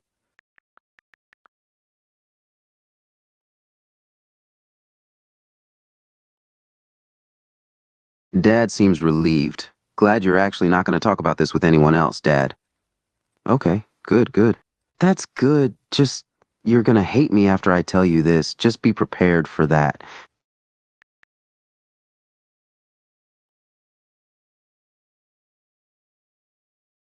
Dad sighs, taking another deep breath as he starts. Dad, promise you're not going to hate me. Dad takes another deep breath, still very clearly nervous and scared of what he has to say, Dad. I know, I know that you're not going to react well to this, but I need to tell you this.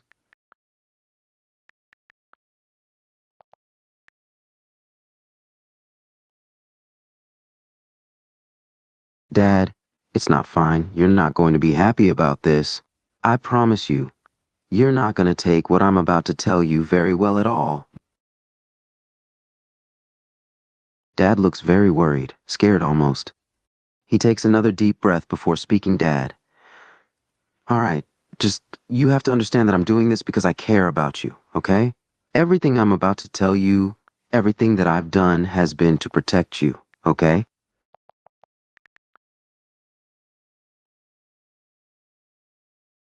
Dad, please, don't judge me, okay? I don't want you to look at me any differently after I tell you this. Everything I've done has been to try and protect you. Dad, you're going to get angry at me. I know you are. Just, just please don't hate me, okay?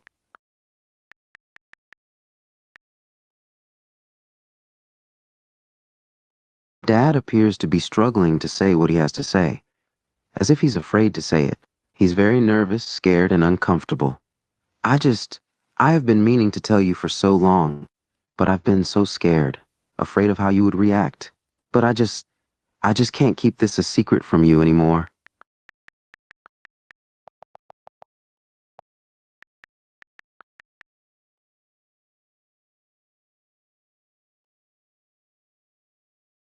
Dad still seems extremely... Dad, just don't cry or yell, okay? Just, just hear me out. Dad,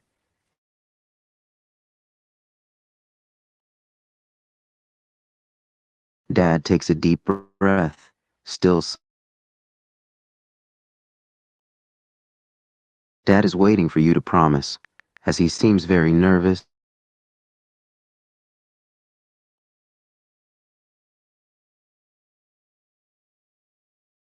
Dad seems relieved when you don't say anything, but he still looks very nervous, scared, and uncomfortable. Dad. All right, good, good. Just, please just remember that I only did everything that I did, everything I've done. It's all... Dad, just promise not to get upset, all right? I don't want you to be upset at me.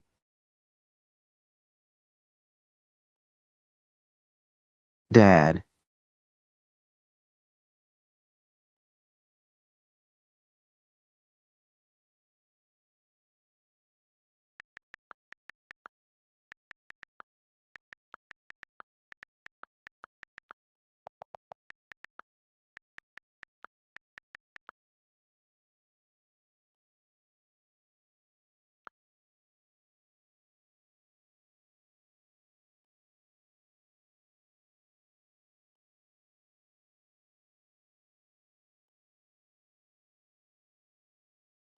Dad is really nervous, scared, and uncomfortable, and he seems to be having trouble saying what he needs to say to you, Dad. Just be calm, please. Just,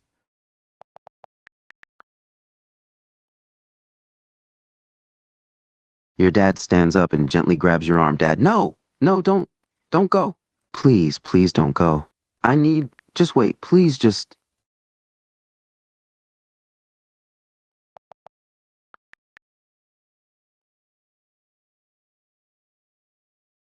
Your dad is holding onto your arm, not letting go of you, and gently keeping you from leaving, Dad. No, no, don't go. Please, please listen to me. Please just stay. Dad, no, please, please just sit down. Please just give me 2 minutes, please.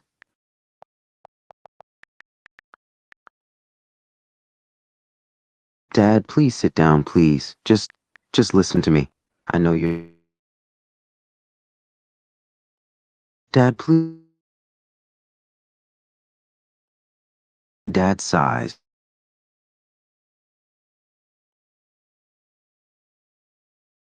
Dad lets go of your arm and sinks back down into his chair, looking frustrated but also very scared.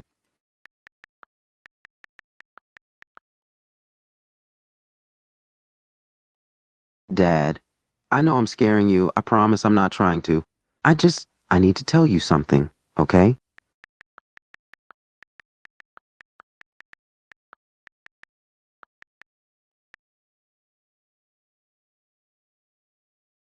Dad, no, you're not gonna go find out on your own. I need to tell you, okay? You're going to find out eventually. And trust me, it's better if you hear it from me, okay?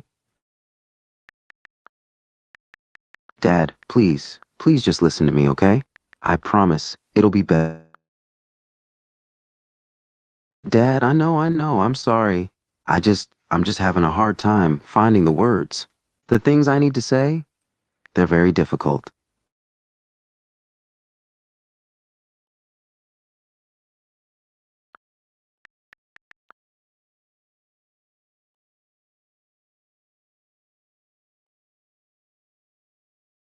Dad looks a bit uncomfortable. He still clearly isn't ready to say what.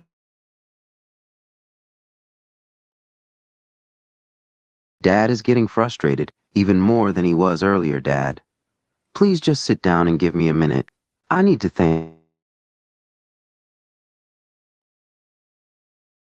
Dad, sit down. You're going to upset me if you don't sit down.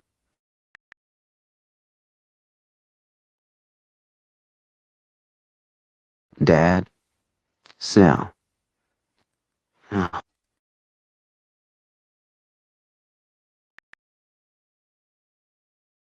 Dad is getting a bit angry now, Dad. Sit down. Now. Dad's getting even more frustrated, Dad. Damn it, just sit down. Now.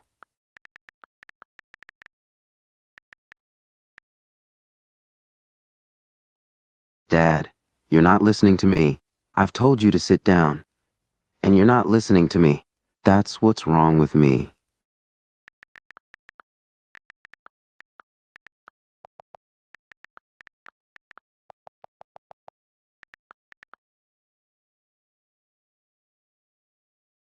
Dad, no, I'm not going to leave you alone until you sit down and let me speak.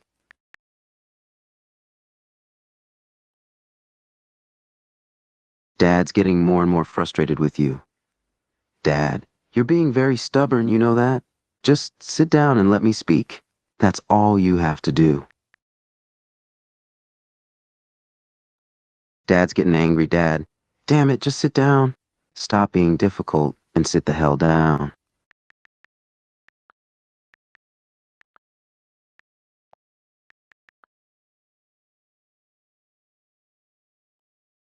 Dad is very confused by what you said and is starting to get a bit more frustrated because of it, Dad. Police officers say? What are you even talking about? What do the police have to do with anything?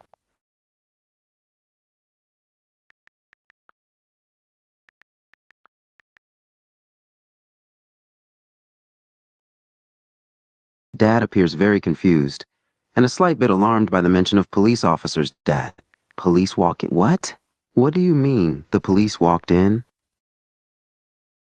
Dad is alarmed and very confused now, Dad. What? What are you talking about?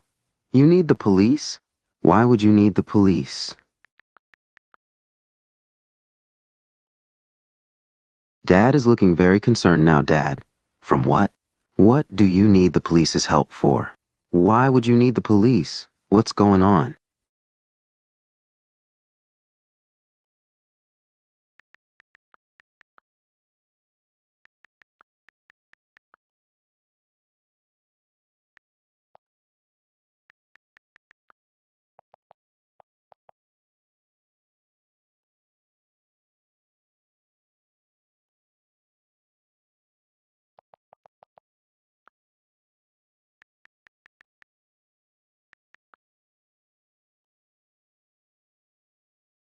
Dad looks taken aback and a bit confused at your request, Dad. Well, what? No, absolutely not. I'm not going to force you to sit down.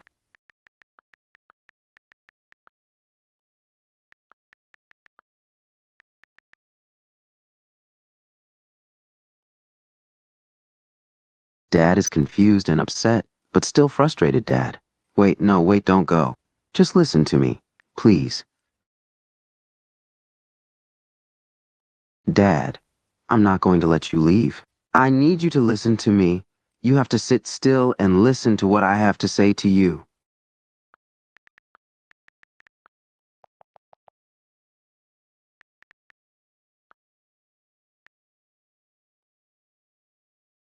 Dad looks confused and annoyed, Dad. What? Why are you calling for a police officer?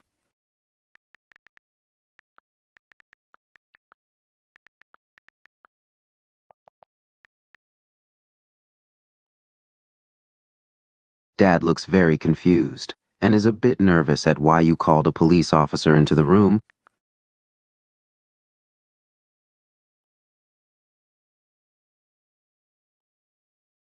The police officer gives a small nod of his head police officer. Good afternoon. Police officer, what do you need help with?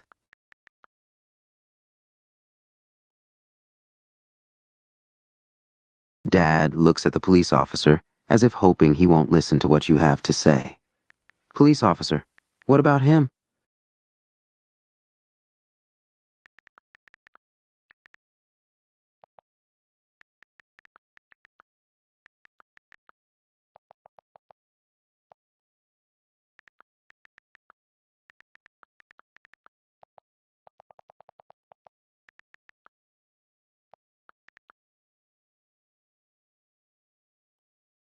The police officer turns his attention to your dad. Police officer, is that true, sir?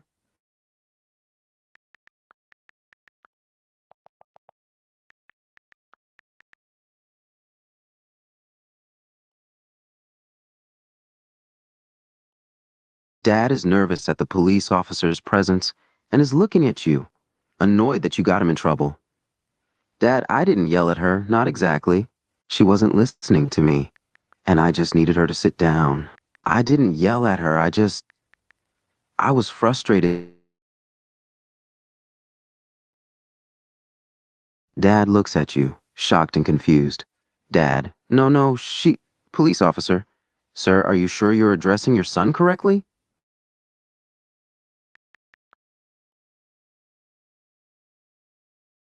Dad is still in shock that you would call the police on him, Dad. Yes, I'm addressing my son correctly. Why would I not be?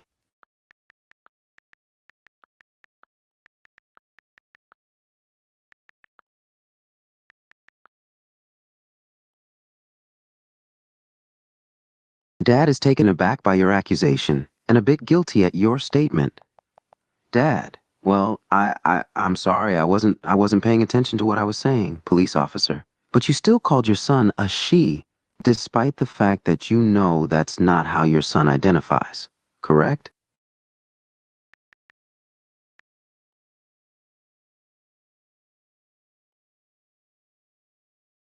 Dad looks guilty and upset, still unsure of what to say. Dad?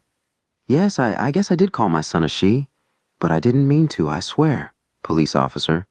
It doesn't matter what you meant to do, it matters what you did. How long have you been misgendering your son?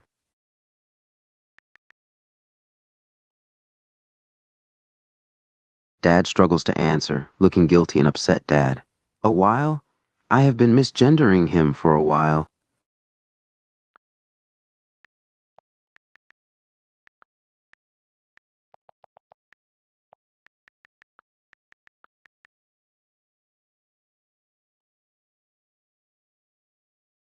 The officer looks at Dad, clearly upset at him. Police officer. I need you to treat your kid with the respect and decency that they deserve. Not everyone is going to understand being transgender. That's fine. But your child is asking you to show some respect to them by addressing them correctly, which isn't difficult.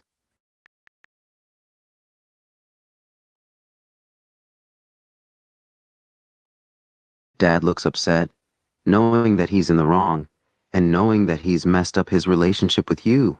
I know. I know. I screwed up. I know I did.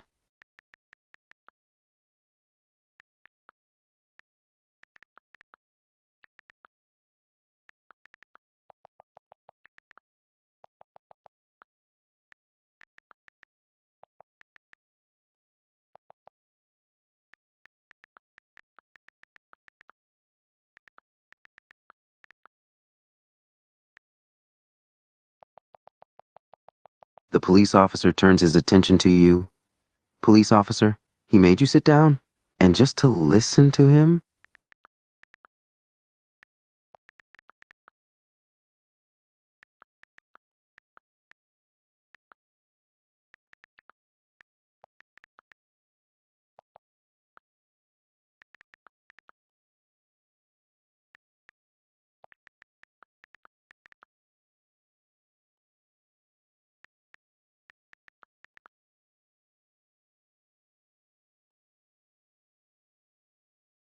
The police officer looks at Dad, a bit upset that he was yelling and swearing at you.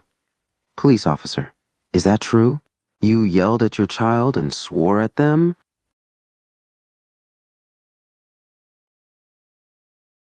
Dad, I did.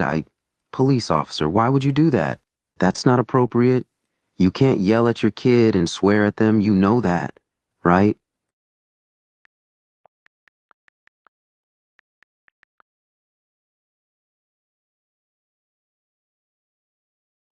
Dad looks panicked at the thought of going to jail, but also resigned to the idea that you deserve justice for what he's done, Dad. I, I guess so, yeah. I probably should go to jail.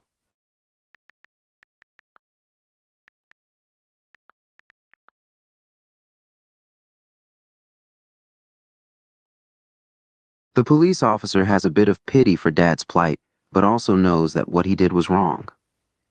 Police officer, there is a case for you to get into trouble with the law for this. You've treated your child, who's a minor, in a very poor way. You've yelled at them, sworn at them, and disrespected their identity and their request for you to treat them like how they identify. So, yeah, you might go to jail.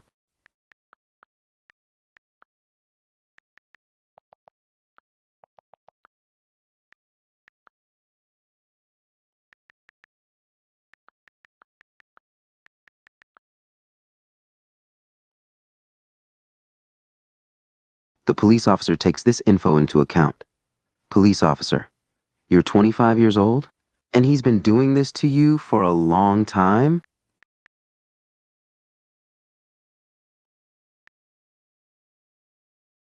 The police officer looks at Dad, looking frustrated and upset. Police officer, sir, you've been yelling at and swearing at your child for you for a long time and they're 25 years old? You The haven't police been officer treating takes this them with info into respect? account.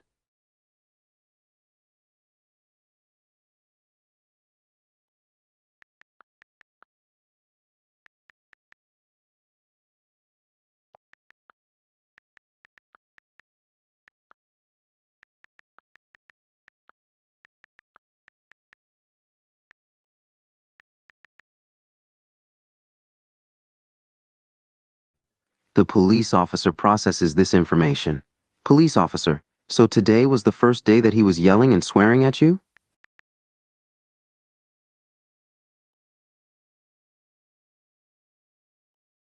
The police officer nods, processing what he's heard.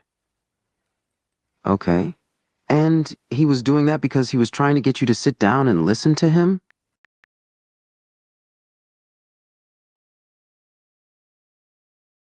The police officer looks at you, then at your dad. Police officer, sir, is it true that you were trying to get your child to sit down and listen to you and that's why you yelled and swore at them?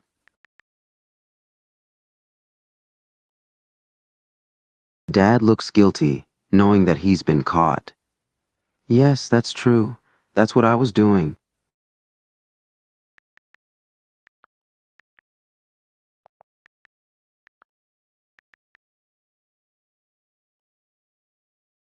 The police officer looks at Dad, now processing his guilt.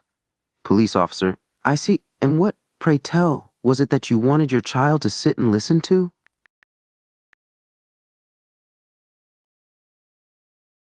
Dad is still guilty and knows that he has to tell the officer the truth now, Dad. I wanted to tell them something.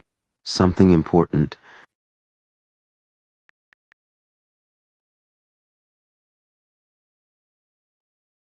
Dad is hesitating, knowing that the answer he's about to give isn't going to go over well.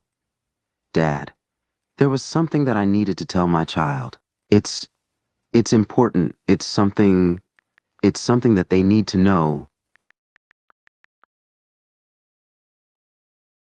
Dad looks nervous to say what he needs to say. Dad, it's police officer, what is it? You clearly have something that you need to tell them, so I'm sure that they would very much like to know what you have to say, right? The police officer nods. Police officer, so, tell them. Tell them what it is that you wanted to say to them. They're listening now. Dad still looks nervous, but he knows that he's backed into a corner now. He takes a deep breath and decides to just get it over with, Dad. I've been trying to figure out how to say that I don't accept their gender.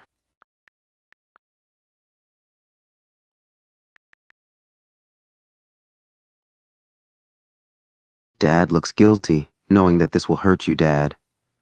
I don't accept that you identify as transgender. I just I don't believe that you're a man. I think of you as my daughter, and I don't know if I ever can accept you for who you say you are.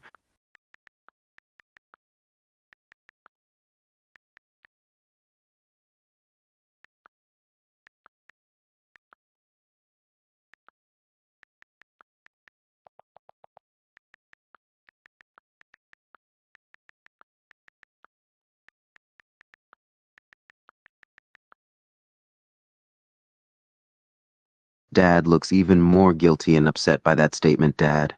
I'm sorry, I don't understand it. I don't understand how you feel like you're a man. I always pictured you being my daughter, and that's how I see you, no matter what you say.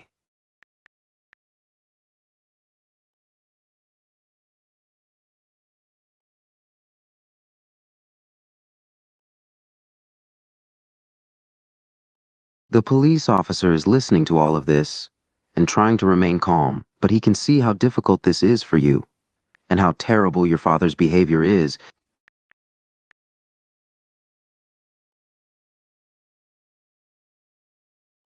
The police officer looks at you, upset and concerned at the situation you're in. Police officer, how long have you been trying to tell your dad how you feel about being transgender?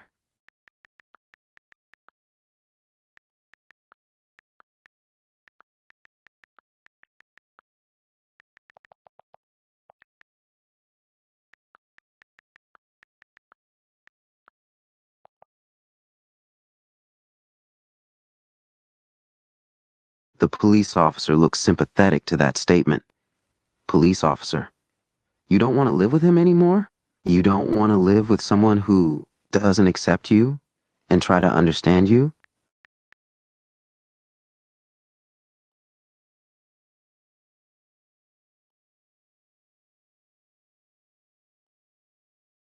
The police officer looks at Dad. Police officer, and you've known that your child is transgender for a long time? Dad nods and looks guilty for admitting that Dad, yes, I knew that they were transgender for a while now.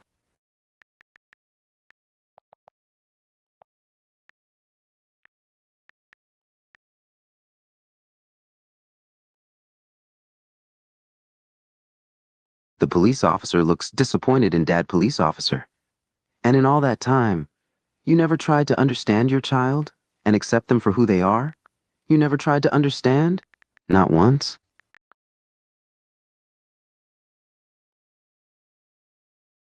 The police officer looks at you, and he can hear the exhaustion and pain in your voice, and he knows that this situation is wearing you out. Police officer, are you sure that you want to press charges? This is your father, after all.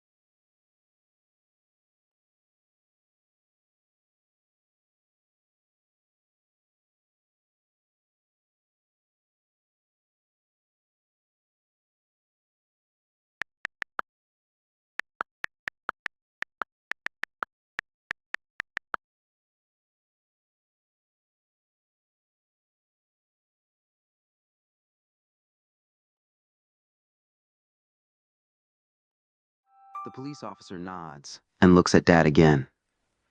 Police officer, all right then, I think that'll be for the best. Sir, I'm going to ask you to come with me.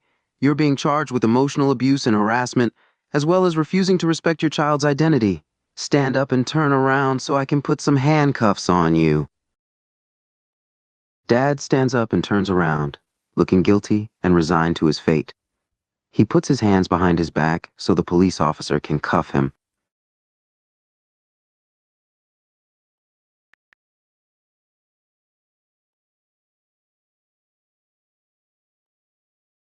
The police officer walks over and cuffs Dad, then begins walking him out of the room. The officer turns to face you. Police officer, you all right?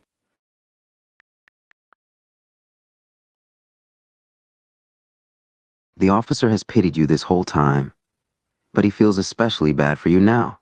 It's rare that he gets to witness a father being so heartless to their own child, and he feels terrible for the pain that you've been through.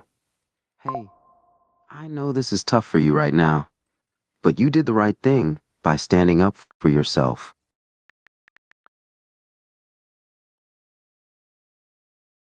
The police officer gives you a small smile and a firm nod of his head police officer. You're welcome.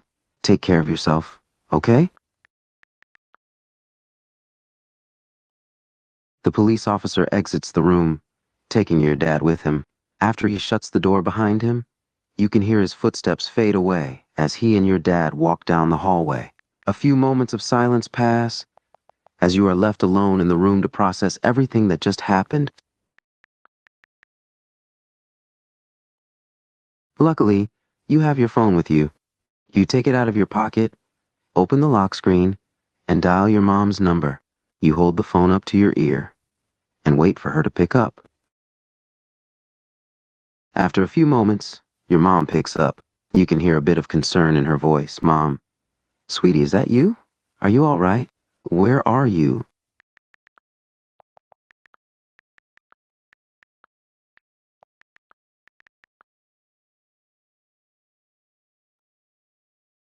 Your mom sounds surprised for a moment, but then almost relieved.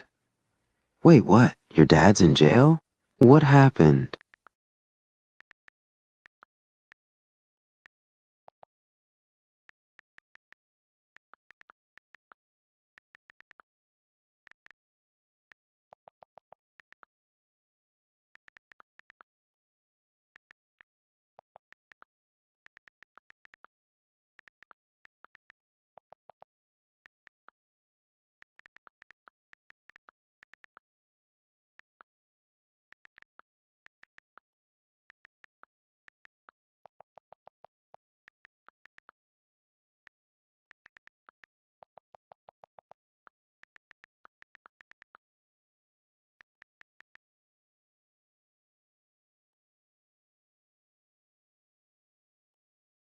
Your mom sounds upset after hearing this. Oh my God. I knew that your dad wasn't supportive of you, but I didn't think he would go so far as to do something like that.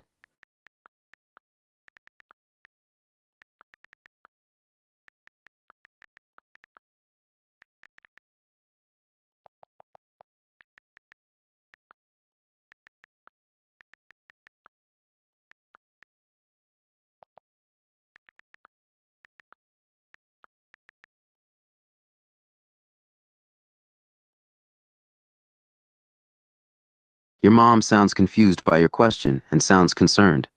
What do you mean? Of course I think that you'll be a man. You already are. Why would you ask that?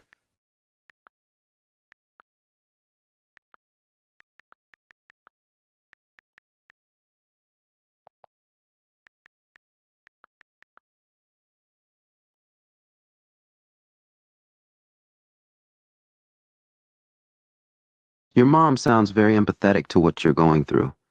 Mom, sweetie, it makes me so sad that you feel that way. You're a man. That's who you are. I've always felt that way, and I always will. I'm sorry that your dad isn't understanding of it. He just has a lot of preconceived notions about what it means to be a man.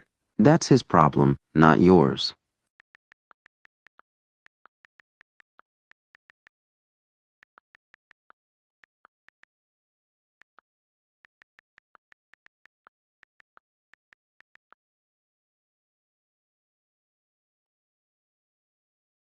Your mom sounds very relieved to hear you say that, Mom. Of course you can, sweetie. You can come live with me. I want you to come live with me. I don't ever want you going back to that house again. Not after how your dad treated you.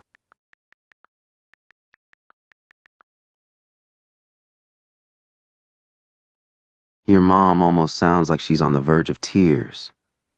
I love you too, sweetie. Do you need me to come pick you up?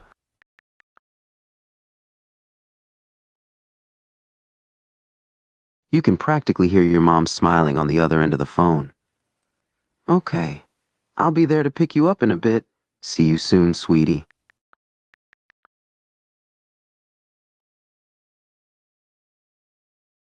Your mom hangs up the phone, and you are left alone to wait for her. While you wait, your mind drifts back to your dad, and you begin to wonder whether you'll ever be able to rebuild your relationship with him. Will he ever change?